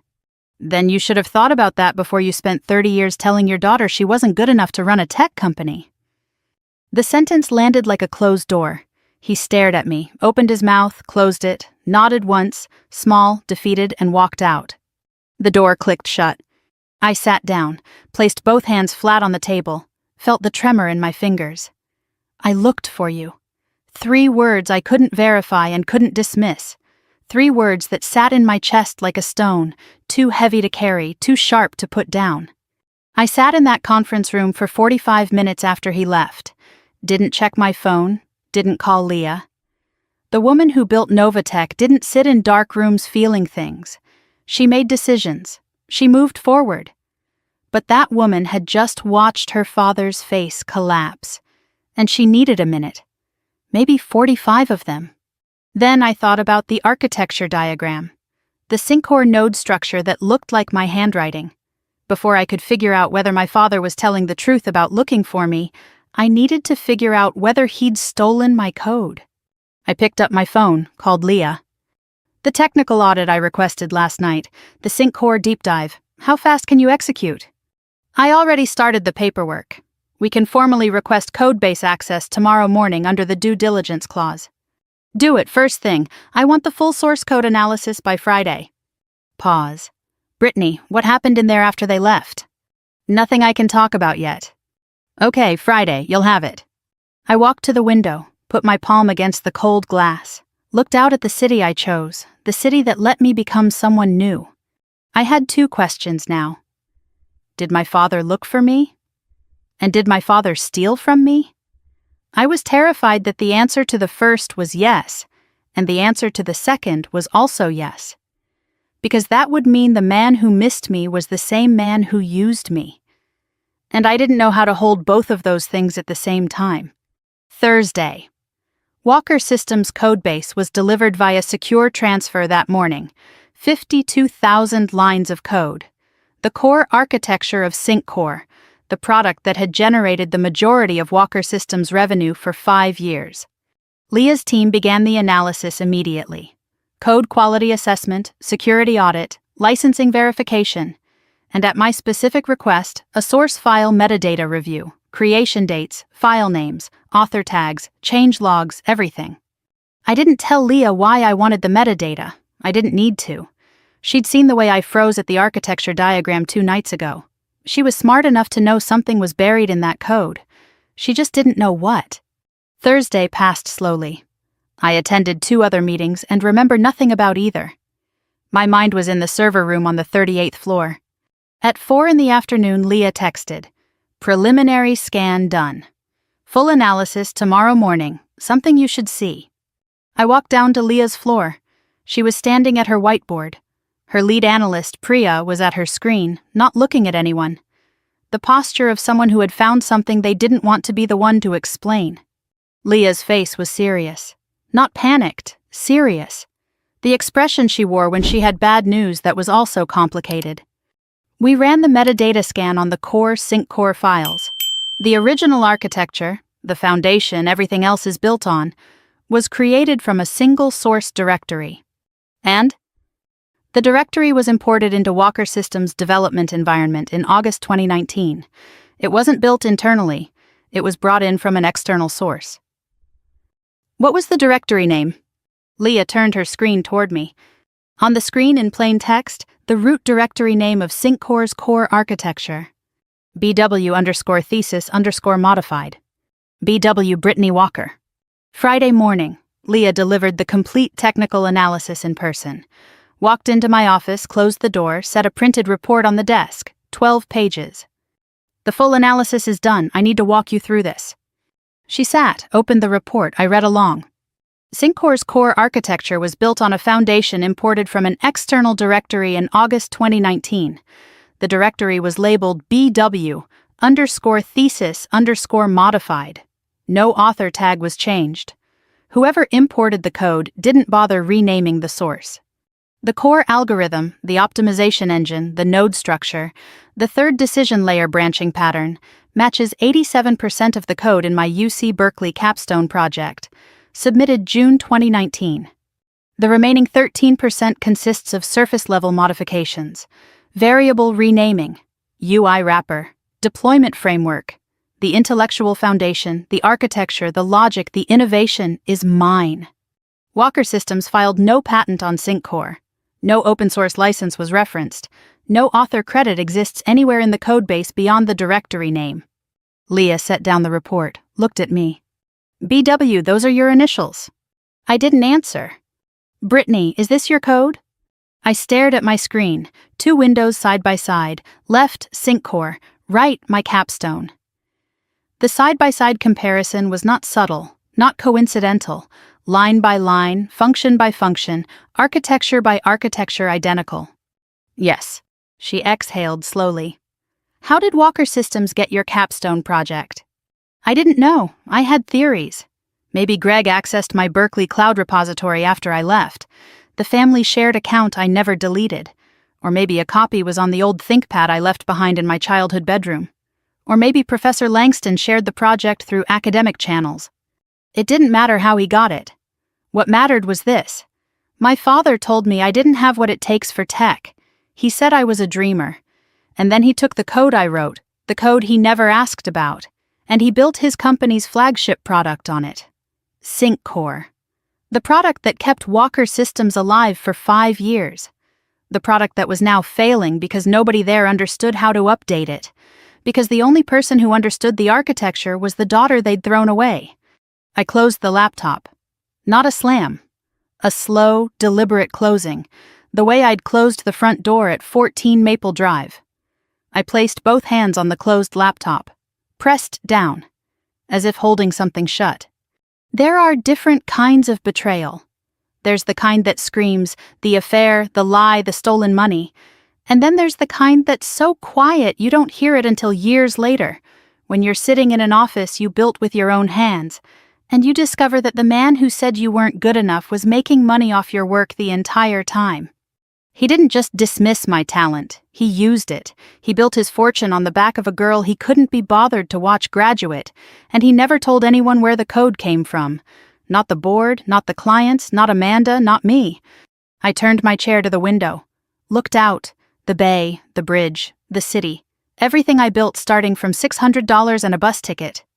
I had left that house with nothing, and now I knew he had kept the one thing I'd left behind that was worth something. Not a family photo, not a letter, my code, my work, my mind. Leah, still in the room, asked quietly, "What do you want to do?" I don't know. First time in 6 years I'd said those words. I'd always known. I'd always had a plan. In the parking garage, I had Rachel's card. In the conference room, I had the reveal. But here, I didn't know. Because the betrayal was too deep for strategy. It required something I hadn't allowed myself in 6 years. Grief. If we go public with this, Walker Systems doesn't just lose the partnership. They face IP theft litigation. The company is done, immediately. 73 people. 73 people who don't know their jobs are funded by stolen code. I know. Leah left. I sat alone. The city outside was bright and indifferent. He didn't just overlook me, he stole from me.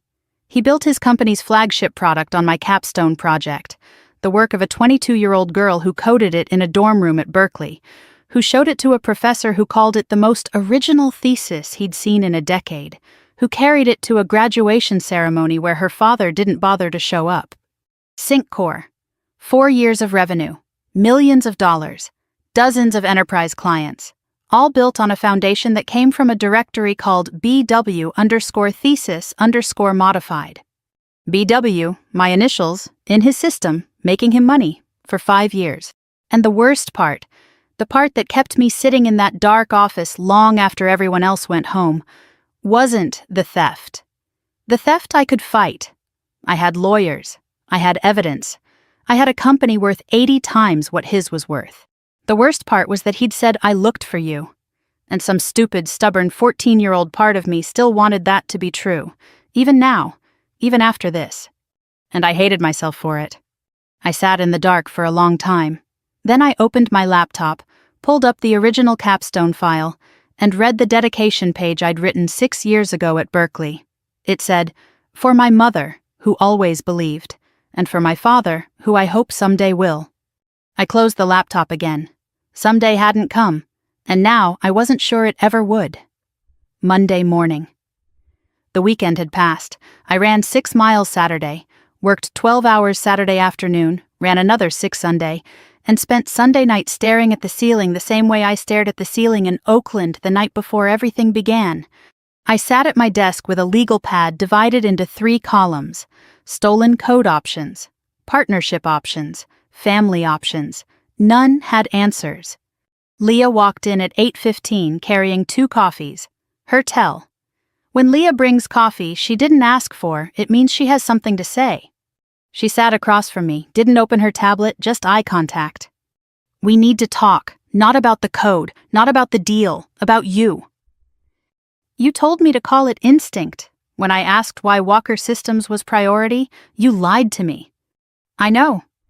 Greg Walker is your father. Amanda is your sister. The code in SyncCore is yours.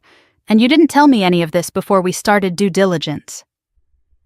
"What do you want me to say, Leah?" "I want you to say why. We've worked together for 4 years. I've had your back through every crisis, every board fight, every late night. And you didn't trust me with this." This was the first time anyone had called me out on my secrecy. Not as a professional failure, as a personal betrayal. Leah wasn't angry about the conflict of interest. She was hurt about the lie. Because the moment I told you, it would become real, and I wasn't ready for it to be real. She nodded slowly. Understood. Not agreed, but understood. This was the dynamic that made us work. Leah pushed. I resisted. And somewhere in the middle, we found the truth. She shifted to strategy mode. The code, 3 options. 1. Go public, file IP theft claim, Walker Systems collapses, 73 people lose jobs, your father faces criminal charges. No. 2. Bury it, proceed as if we don't know. Dishonest, puts Novatech at legal risk. 3. Hold the evidence, don't go public, don't bury it, keep it as an asset we play only if we need to on our terms. This was why I trusted her. Leah mapped the terrain and let me navigate. 3, for now. For now. But Brittany, the board is going to ask questions soon, and I can't protect you from questions I don't have answers to. Amanda called Monday afternoon. She wanted dinner, just the 2 of us, no lawyers, no spreadsheets. Her tone was warm, sisterly, a tone I couldn't remember Amanda ever using with me. Amanda had never in my life asked me to dinner. Not for my birthday, not before Berkeley, not in 6 years. And now, 1 week after discovering her little sister was worth $4.5 billion, she wanted to be family. I said yes. Not because I believed her, because I wanted to see what she wanted. Tuesday evening, Zuni Cafe, Market Street. I arrived first, sat facing the door. Amanda arrived at 7:12, 12 minutes late, fresh blowout, red lipstick, cashmere sweater that cost more than my first month's rent in Oakland. performing casual elegance. We ordered. Wine for Amanda, water for me. I don't drink when I need to stay sharp. Small talk, forced, fragile. Then she put down her glass. Dad's been a wreck since the meeting. He barely sleeps. He called me at 3 a.m. Thursday night and just talked. About you. About when we were kids. About things I didn't even know he remembered. What things? The hackathon. The app you built when you were 14. He said he remembers you standing in the living room holding a laptop. My jaw tightened. He remembers, and he still turned away. He's a mess, Brittany. He knows he failed you. He doesn't know how to fix it. That's not why you're here. Slight flinch. What do you mean? You didn't call me for dinner to tell me Dad feels bad. You could have texted that. You're here because Walker Systems is dying and you need me to save it. You want me to sign the partnership. I want you to help us. That's what family does. Family. You didn't use that word when Dad said I'd never make it in tech. You didn't use it at Thanksgiving when he announced you were the future and I was the footnote. You didn't use it once in 6 years. We were kids. People say things. He wasn't a kid, Amanda. He was a father. And you had plenty of time to say something. You never did. Amanda's face hardened. The warm, sisterly mask slipped. Not all the way, but enough. Her voice dropped, the warmth replaced by something sharp. What do you want from me, Brittany? An apology? A trophy? You want me to say you were right and everyone else was wrong? Fine, you were right. You built a bigger company than Dad ever did. You're smarter than all of us. Congratulations. Is that enough? Can we move on now? I don't want a trophy. I want the truth about everything. Amanda's eyes flashed. The word everything landed differently. I was probing, seeing if she knew about the code. Her reaction, a microbeat of stillness, then deflection. The truth is that Dad is 60 years old, and his company is going to die without help. The truth is that you're the only person who can fix this, and you're making it about the past instead of the future. She didn't address everything. She redirected to the business case, the way Greg would. During the rest of dinner, I noticed something. Amanda checked her phone under the table 4 times. Each time she typed a quick response, her expression tightening before resettling into the casual mask. I didn't comment, I filed it. The dinner wound down. Amanda tried once more, reaching across to touch my wrist. Just think about it, please. Not for Dad, for the people who work there. I looked at the hand on my wrist. The same hand that waved dismissively at a laptop screen 14 years ago. I'll think about it. Amanda left first. I sat for another 5 minutes thinking. Something about that dinner was wrong. Not what Amanda said. What she didn't say. She came to convince me to save Walker Systems, but she never once asked about the partnership terms. She never asked what the deal structure would look like, what Novatech would want in return, what would happen to her title or her position. A VP whose company is being acquired doesn't show up to dinner without those questions. Unless she already knows the deal won't happen. Unless she's already working on an alternative. Something about that dinner was wrong. Not what Amanda said, what she didn't say. She came to convince me to save Walker Systems, but she never once asked about the partnership terms. She never asked what the deal structure would look like, what Novatech would want in return, what would happen to her title or her position. A VP whose company is being acquired doesn't show up to dinner without those questions, unless she already knows the deal won't happen, unless she's already working on an alternative. Wednesday morning, I was called into an informal check-in with 2 board members, Helen Park, lead independent director, former CFO of a Fortune 500, sharp and no-nonsense, and David Reeves, investor representative, Rachel Simmons's designee on the board. Helen led. Brittany, we've noticed significant resource allocation toward Walker Systems. 3 analysts reassigned from the Meridian Competitive Analysis. Full technical audit. In-person meeting with their entire leadership team. For a company valued at 1/60th of our market cap. I believe there's strategic value in their client base and certain technology elements.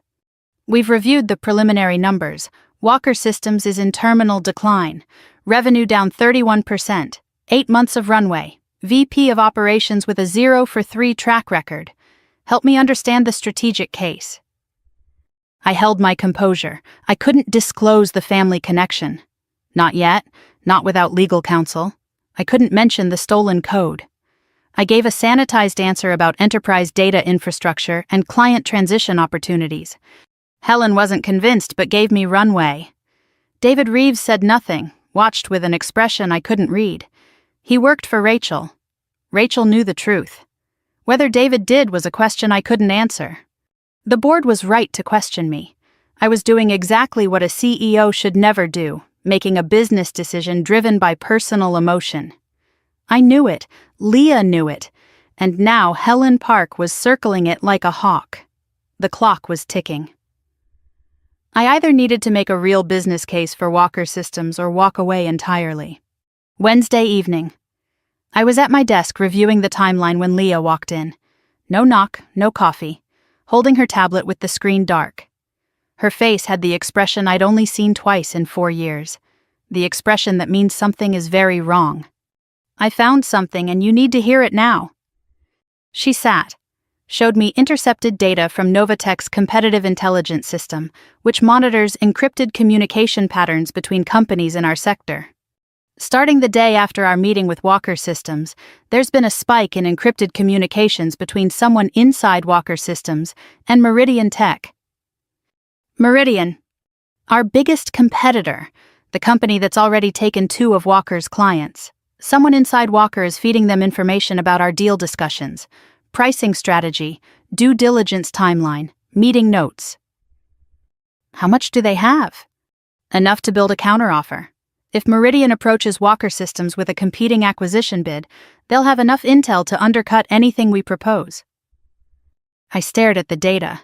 Someone inside Walker Systems was sabotaging the Novatech deal by selling information to the enemy. Can you identify the source? Not yet.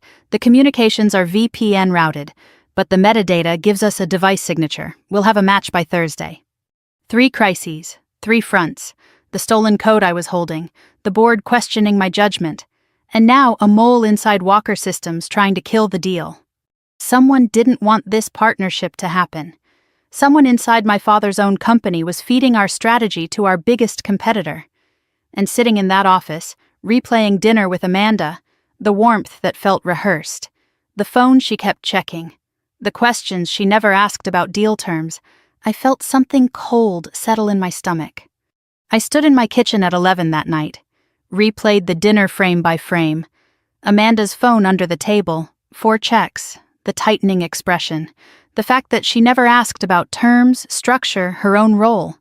A VP whose company is being acquired asks about terms, unless she knows the deal won't happen, unless she's building an alternative. Amanda's question, what do you want, Brittany? A trophy? Not a sister reconnecting. A negotiator testing what the other side will accept. Amanda's touch on the wrist. Just think about it. A stall. Keep Brittany from acting. Buy time. Amanda came to that dinner not to reconcile. She came to distract. To hold me in place while someone somewhere was sending our deal strategy to the one company that could use it against us. I didn't have proof. Leah would have the device match by Thursday. But I didn't need proof to know. I could feel it the way I'd felt every dismissal in that house. The sick, familiar certainty that someone in my family was working against me. Again. I picked up my phone, started to dial Greg's number, stopped. I didn't call my father, because I didn't know which conversation to have first. The one about the code he stole or the one about the daughter who might be selling us both out. Someone was sabotaging us. Someone inside my father's company was feeding confidential information to our biggest competitor. Everything Meridian needed to build a counteroffer that would blow ours out of the water. The board was questioning my judgment. The stolen code was a loaded gun I hadn't decided whether to fire, and now this. I thought about Amanda, the wine she ordered, the phone she kept checking, the questions she didn't ask, the hand on my wrist. Just think about it, please. And I had a sinking feeling I already knew who was trying to kill this deal. Thursday couldn't come fast enough. Thursday morning, 7:15. Leah had been at her desk since 6. I walked in on 3 hours of sleep. She didn't ask. She could see it. She turned her screen toward me, metadata analysis, device signatures. The encrypted communications to Meridian Tech matched against Walker Systems' registered corporate devices. The VPN masked the IP, but the device fingerprint is unique. Every Apple device has one. The encrypted communications were sent from an iPad Pro registered to Walker Systems' corporate account. She paused. The device is assigned to Amanda Walker Ross. I didn't flinch. That was the worst part. I had known since Wednesday night, since the kitchen, since I counted the phone checks and the questions Amanda didn't ask at dinner. But knowing in your gut and seeing it on a screen are different things. The gut can be wrong. The gut can be paranoid, bitter, unfair. The screen doesn't lie. My sister had sat across from me at a restaurant, touched my wrist, said the word family, and then gone home and sent our deal strategy to Meridian Tech. Leah continued. The communications didn't go directly to Meridian. There was a relay, a second device that forwarded the encrypted packages. Victor Hale. His home laptop. He cleaned the metadata and forwarded everything to Meridian's VP of Corporate Development, the same exec who led the acquisition of 2 of Walker's former clients. Amanda and Victor had built a pipeline. She collected the intelligence from inside, meeting details, pricing strategy, timeline. He delivered it to the one company positioned to make a competing offer. If Meridian makes that offer, Leah said, Walker Systems takes it. Amanda keeps her title under new ownership, Victor negotiates a board seat or consulting fee, and Novatech is cut out entirely. It was clean. I'll give my sister that. A well-designed operation, the kind of plan that works when nobody is watching. The problem was, somebody was watching, and that somebody had spent 6 years building a company by being smarter than the people who underestimated her. Does Greg know? I don't think so. The communications bypassed his email entirely. He doesn't know his own daughter is sabotaging his last chance. Silence. Get Amanda here, tonight. Here? Novatech? My office, 8 p.m. Tell her I want to discuss partnership terms. She'll come. Leah studied me. Are you sure about this? No, but I'm doing it anyway. Thursday night, my corner office. City glittering through the windows. Desk lamp on, overhead lights off. The building was empty. No HVAC hum. The quiet was heavy. On my desk, a manila folder. Inside, the printed evidence, device match, relay logs, Meridian recipients' email headers. I had arranged it like a prosecutor's exhibit. Not to humiliate, to be undeniable. The elevator dinged at 8:04, 4 minutes late. Consistent. Amanda walked in wearing the same confident mask from the dinner, but her eyes were sharper. She sensed this wasn't a partnership discussion. You wanted to talk terms? Sit down. She sat. Her eyes flicked to the folder on the desk, then away. The micro-reaction of someone who knows bad news comes in folders. I opened the folder, slid the first page across the desk, said nothing. Amanda looked at it. Device match report, her name, her iPad, the Meridian connection. I slid the second page. Victor Hale's relay logs, timestamps, IP addresses, Meridian's VP of Corporate Development as the recipient. Third page, a summary of what was transmitted. Novatech's proposed valuation range, due diligence timeline, meeting notes, strategic priorities. I didn't speak during any of this. I let the paper talk, page by page, evidence by evidence, the way my father should have let my code talk years ago instead of dismissing it. Amanda's face went through a rapid series of expressions, shock, calculation, anger, and finally a settling, the expression of someone who has been caught and knows it. This doesn't prove anything. Someone could have used my device. The iPad was used from 3 locations: your apartment in Austin, the Hilton on Union Square, where you stayed during our meeting last week, and Zuni Cafe. Zuni Cafe, Tuesday night dinner. Her mouth closed. You were texting Victor during our dinner, not your husband, Victor Hale, who was forwarding our strategy to Meridian in real time. Silence, 30 seconds, an eternity in a quiet room. Amanda's denial died. The mask didn't crack. It fell. Not gradually, all at once, like a wall that had been holding back water for years. She put her face in her hands.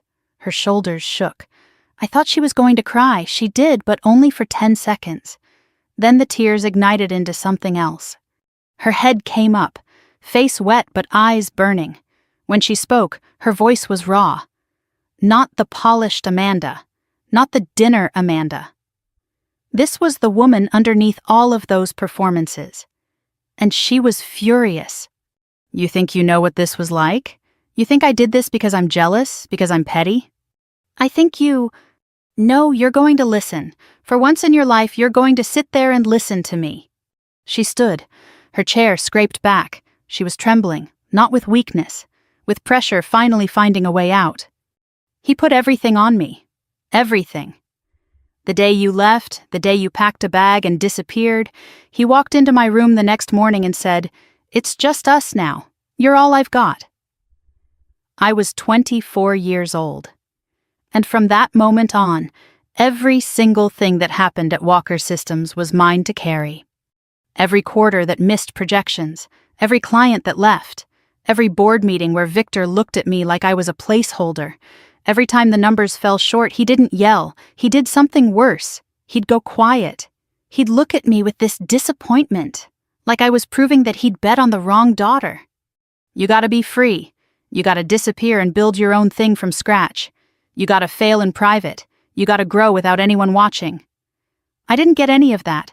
I was on stage every single day performing the role he wrote for me, knowing I wasn't good enough for it, knowing that the real version of what Walker Systems needed was somewhere in California, building it better, building it bigger, building it without us.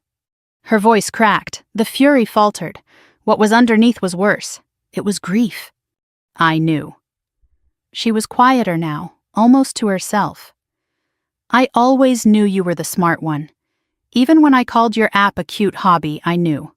I said it because Dad was standing right there, and saying what he wanted to hear was the only way I knew how to survive in that house. This landed on me like a physical blow. I expected denial, deflection, maybe anger. I didn't expect honesty. And I didn't expect Amanda to say the one thing she'd never said in 32 years. I knew you were better. She sat back down slowly, like the explosion had emptied her. I didn't want to destroy the deal. I just couldn't stand the idea of you saving us, of you being the one who fixes everything, of Dad looking at you the way he should have looked at you all along, and realizing that every year he spent watching me was a waste. It wasn't a waste, Amanda. Don't be kind to me right now. I don't deserve it. No, you don't, but I'm not being kind. I'm being honest. He broke both of us, just in different ways. Silence held.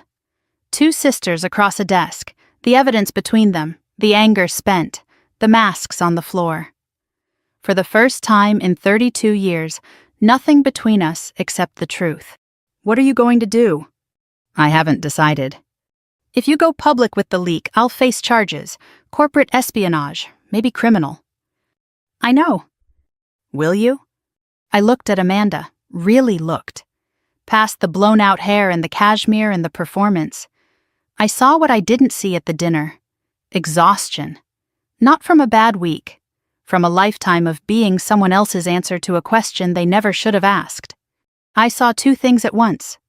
The woman who had betrayed me, who smiled at me over wine and sent our secrets to our enemy under the table.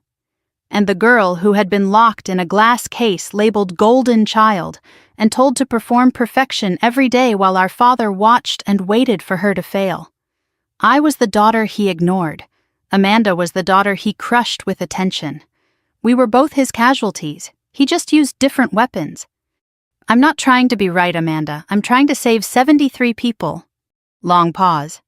I know. That's what makes it worse. Amanda left. I sat alone. The manila folder was still open on the desk. The evidence pages spread like an autopsy. I picked up my phone, held it for a full minute before dialing.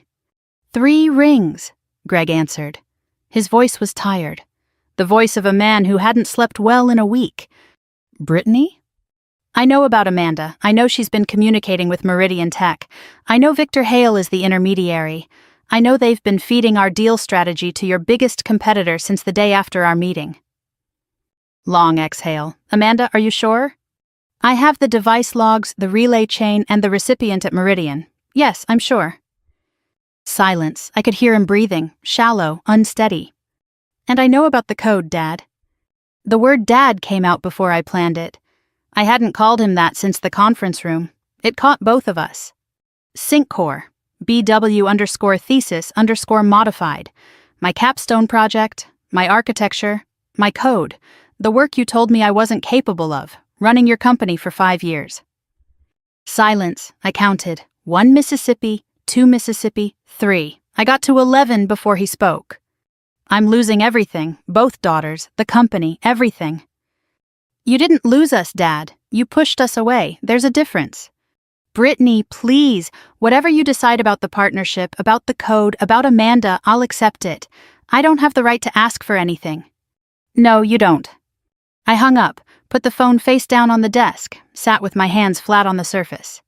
I'm losing everything. He said it like a man who had just realized the house was on fire. But the house had been burning for years. He just hadn't been standing close enough to feel the heat. Friday morning. Dawn. I hadn't gone home. Second time this month. Coffee cups lined up on the credenza, the city waking up outside the windows. Leah arrived at 6:30, found me at my desk, same clothes as yesterday, eyes red, not from crying, from not sleeping. You've been here all night. Pull the offer. She sat slowly. You're sure?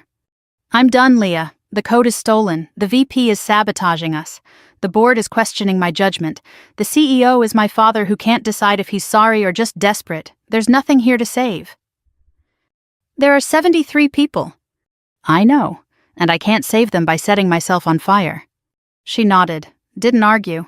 She'd watched me carry this for 2 weeks. She knew when the weight exceeded the capacity. I'll draft the withdrawal letter. Thank you. She left. I turned to the window. The fog was burning off, the bridge appearing piece by piece through the white. I told myself it was the right decision, the smart decision, the decision any CEO would make when the deal is compromised. The target is sabotaged from within, and the personal entanglements are catastrophic. I told myself I had done enough. But sitting in that chair, watching the fog lift, I felt something I hadn't expected. Not relief, not closure, not even anger. I felt like I was running away again. I went home Friday evening. My apartment in Pacific Heights, where nothing reminded me of Austin, nothing reminded me of Maple Drive, nothing reminded me of a father who couldn't see me or a sister who couldn't stop performing. I ate half a bowl of soup. I sat on the couch. I turned on the television and watched nothing. I let the noise fill the apartment the way silence used to fill the house I grew up in. At 10:37 that night, someone knocked on my door. Not Leah. She would text first. Not Amanda. She wouldn't dare. Not Greg. He didn't have my address. I opened the door. And standing in the hallway, holding a shoebox in both hands, with red eyes and bare feet in the corridor, the same bare feet she'd stood on at the bottom of the stairs in Austin 6 years ago, was my mother. She said, I should have come sooner. Can I come in? There are moments that split time into before and after. The laptop in the living room, the graduation chair, the parking garage, the conference room reveal. This was the last one. My mother stood in the hallway holding a shoebox in both hands, bare feet on the corridor carpet, hair gray now, cardigan over a blouse, no jacket. She had left Austin in a hurry. The shoebox was old, faded, one corner crushed. She held it the way you hold something that matters more than anything else you own. Red eyes, but she wasn't crying. She was past crying. I should have come sooner. Can I come in? I stepped aside. Her feet were cold on the hardwood. I saw the goosebumps on her ankles. A detail so small it shouldn't matter. It broke something in me anyway. She looked around the apartment. White walls, clean surfaces, no photographs. It's beautiful. It's empty. I know. We sat. She set the shoebox on the coffee table, folded her hands in her lap. The posture of a woman who learned to take up as little space as possible. How did you find my address? Rachel. One word, and with it a thread began to pull. She lifted the lid. Inside, letters, stacked neatly. Handwritten envelopes, each addressed to Brittany Walker. The Oakland studio, an old P.O. box. Novatech headquarters. Each envelope dated in her careful print. 2 inches of envelopes packed tight. What are these? 47 letters, one for every month since you left. I reached for the stack, hesitated. You wrote me every month? Every month, sometimes twice. I never received a single one. She nodded. I know, your father intercepted them. The room shifted. Something in the air changed. The first 3 I mailed to your Oakland address. They came back. Returned to sender. I didn't write that. He did. After that, I tried a P.O. box. He found those, too. He was checking the mail every morning before I woke up. Then I tried mailing from a different zip code. He found the receipts in my purse. Her voice didn't shake. The measured calm of a woman who learned to deliver devastating information without triggering the person she was married to. He didn't scream. He just said, "She left. Let her go." And he took the letters. Every single one. For 6 years. Where were they? His desk, bottom drawer, locked. I found them 3 weeks ago. 47 letters. 6 years. Every month, my mother sat down at the kitchen table in Austin and wrote to a daughter who never wrote back. Not because I didn't want to. Because her husband was standing at the mailbox every morning, erasing her from my life 1 envelope at a time.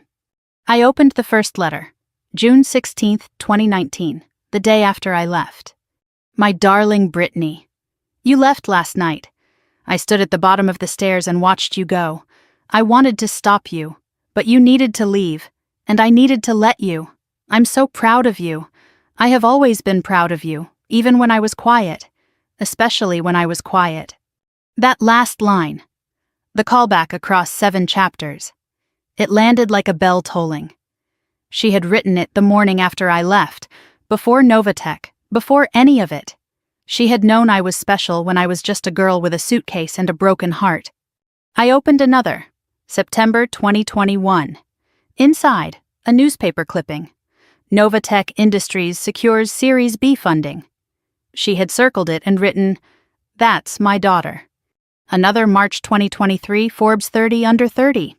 She wrote, "I showed this to the lady at the grocery store. She probably thought I was crazy."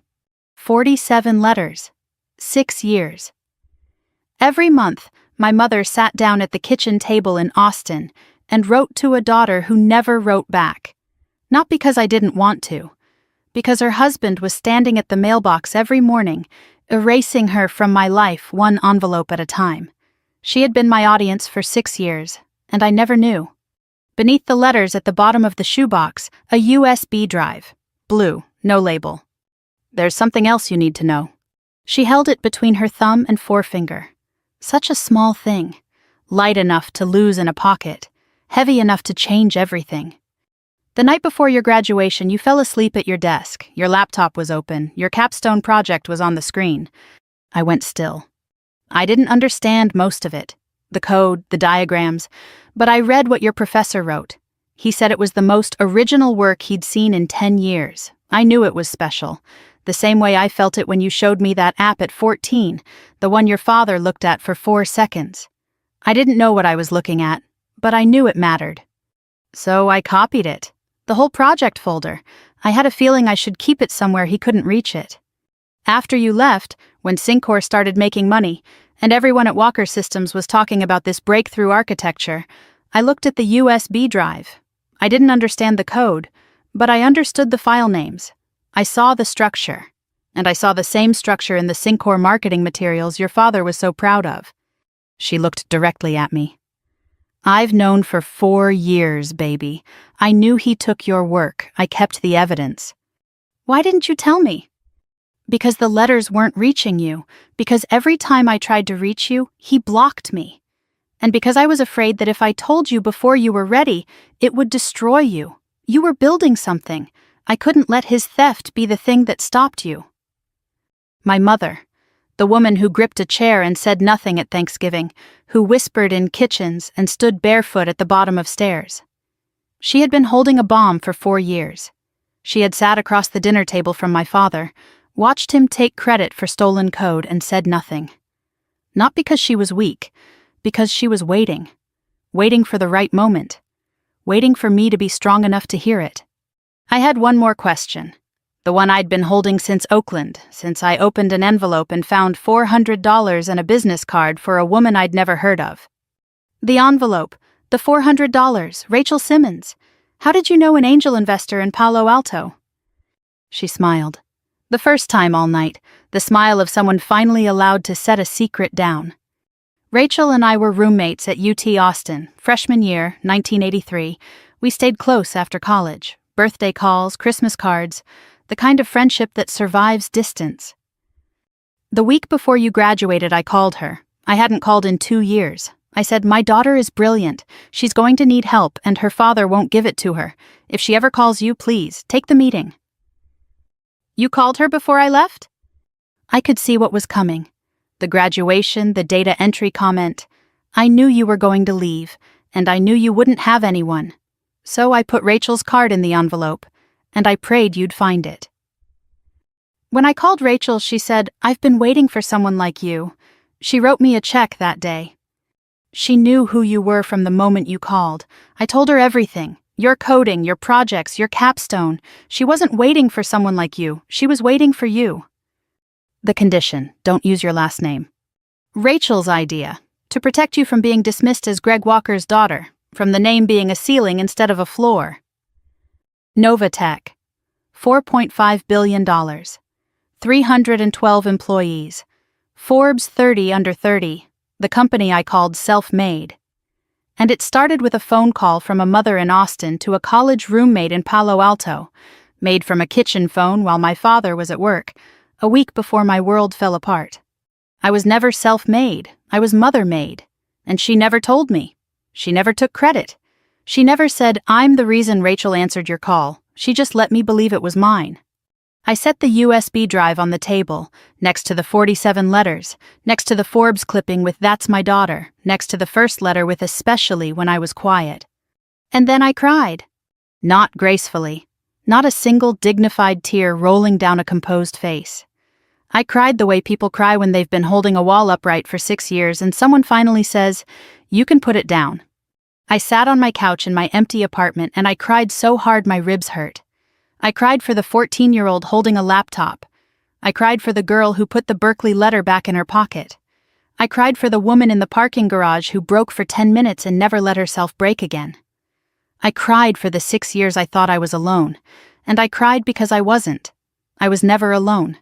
My mother had been there every single day, in letters I never read, in phone calls I never knew about, in a business card tucked into an envelope, in a USB drive hidden in a shoebox. She had been fighting for me from the shadows, and the only thing she asked in return was to be let through the door. She didn't hug me immediately. She waited. She let me cry. She had spent 30 years in a house where showing emotion was treated as weakness, and she knew the difference between comforting someone and interrupting their healing. When the crying slowed, she put her hand on my back. One hand, palm flat, between the shoulder blades. The gesture of a mother who has held this particular daughter in this particular way since she was small enough to carry. I couldn't protect you from him, but I could do this. You did enough, Mom. You did more than enough. I should have done more. I should have left him years ago. You stayed because you thought you could protect us from the inside. Yes, you did. We sat on that couch until 3 a.m. She fell asleep with her head on a pillow I brought from the bedroom. I covered her with the blanket from the closet, the fleece one I'd bought at Target during my first Oakland winter. I sat in the chair across from her and watched her sleep the way she must have watched me sleep 1,000 times. And I thought about 73 people in Austin who were about to lose their jobs. I thought about Amanda, not the saboteur but the girl who said cute hobby because her father was listening. I thought about Greg, not the thief but the man who said I looked for you in a doorway. A man who blocked his wife's letters with one hand and claimed to search for his daughter with the other. And I thought about my mother, who had spent 6 years writing letters that were stolen, making phone calls that were secret, and keeping evidence that was dangerous. All so that her daughter would have a chance. I picked up my phone. It was 3:12 a.m. I called Leah. She answered on the second ring. Because Leah always answers. Don't send the withdrawal letter. Pause. Okay. Put the offer back on the table, but change the terms. What terms? My terms. I wasn't going to save Walker Systems for my father. I wasn't doing it for revenge. I wasn't doing it because it was the right business decision. I was doing it for the 73 people who needed their jobs, for my mother who had been fighting for me from the shadows for 6 years, and for myself. Because I refused to let his failures define my choices. Because walking away now would mean everything she sacrificed was for nothing. I was done running. It was time to finish this. The 12 days after my mother's visit were filled with legal drafts, financial modeling, and due diligence revisions. Leah ran point on operations. I reviewed every page personally. This deal was not going to fail on a technicality.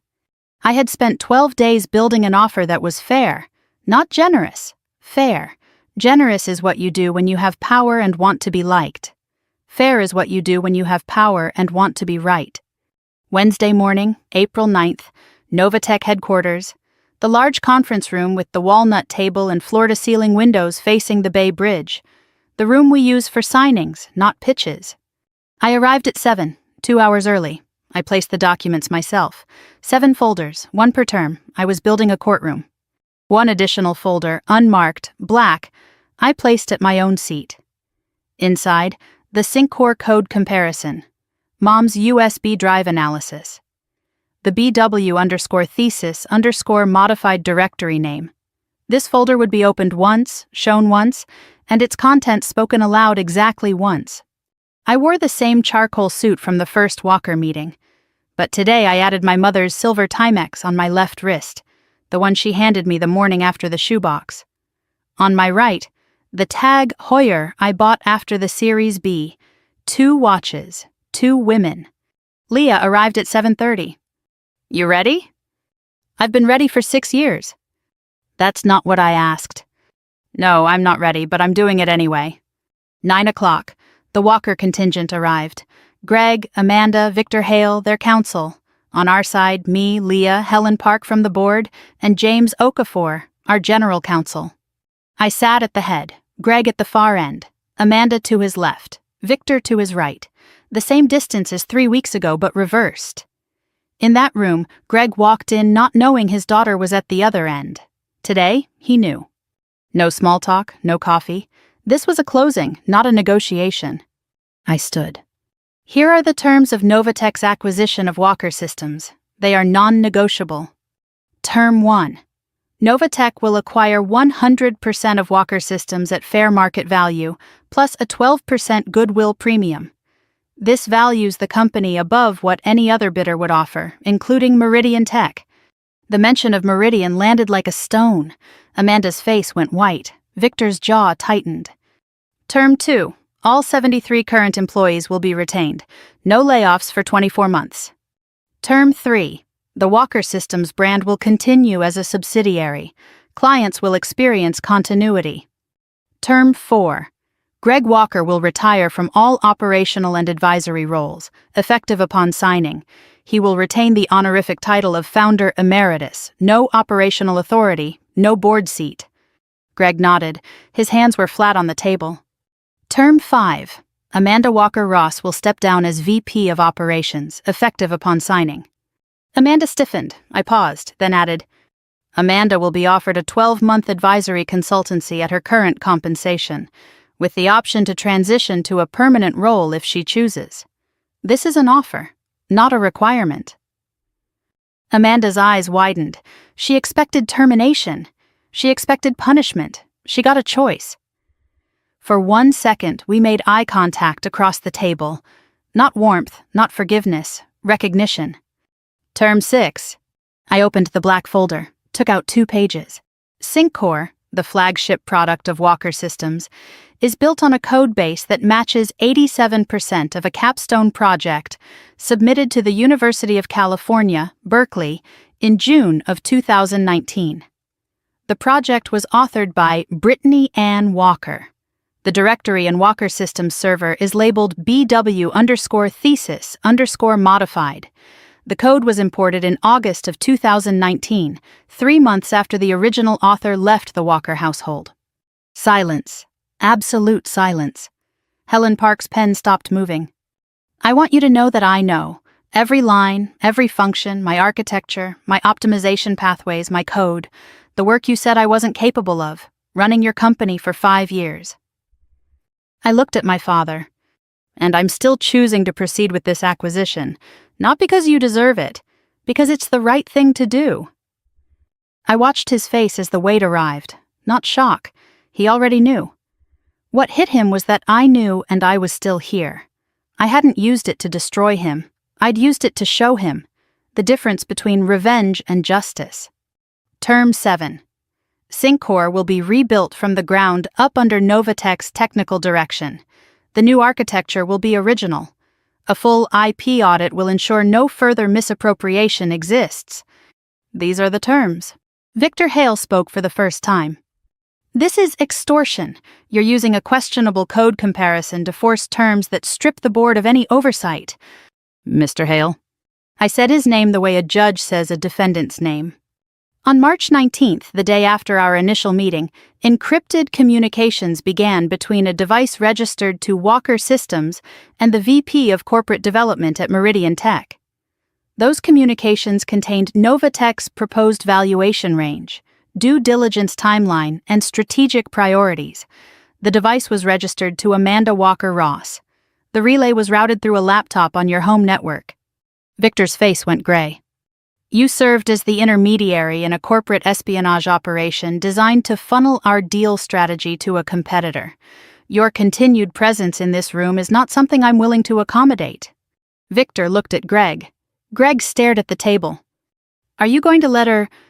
Greg, very quiet. Victor, stop. Victor stood, gathered his folder, walked to the door, stopped, turned, saw Leah holding a second folder with the full communication logs. He closed his mouth and left. Victor Hale was the only person who left that room without being offered a second chance, because he was the only person who had never been a victim. He was an opportunist, and opportunists don't get grace. They get consequences. The room resettled. Amanda hadn't spoken since term 5. She looked at Greg. Greg looked at her. Take the deal, Dad. 4 words. The most important 4 words Amanda had ever spoken. 3 weeks ago, she would rather have watched the company burn than let me save it.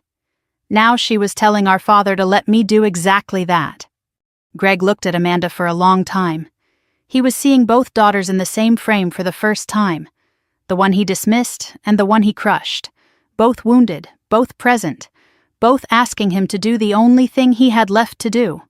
He picked up the pen, signed. He signed his name the way he used to sign my report cards, quickly, without looking at the page. But this time, I think he knew exactly what he was signing. The company he built on code he stole, to the daughter he stole it from, on terms set by a woman he once said wasn't good enough for tech. The pen touched the page for 3 seconds. And in those 3 seconds, 30 years of Walker family history was rewritten. The room emptied. Amanda left first. She looked at me as she passed but didn't speak. I nodded. Later. Not now. Helen Park shook my hand. Leah collected the folders. Greg remained seated at the far end of the table. He hadn't moved. I asked Leah to give us the room. She hesitated. She knew what this conversation would cost me. She nodded and left. Father, daughter, the Bay Bridge through the windows. I need to tell you something, not because you asked, because I should have told you years ago. I waited.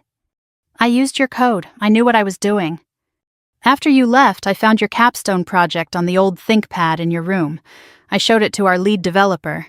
He said it was years ahead of anything Walker Systems had. I told him to use it. I told myself it was just a student project, that you'd never know, that it was just sitting there, unused. But I knew whose work it was. And I knew the girl who wrote it was somewhere in California, eating ramen, trying to build something from nothing while I was building my company on her work. He stopped, looked at his hands. I don't know when it started, the lying to myself. Maybe it was the moment you showed me that app at 14, and I felt something I didn't expect. I felt afraid, because my daughter was smarter than me, and instead of being proud, I was threatened. He said the word threatened. I had waited 14 years to hear my father say one honest thing about why he treated me the way he did. And there it was. Not cruelty, not indifference. Fear. I don't deserve your help. No, you don't. But the people who work for you do.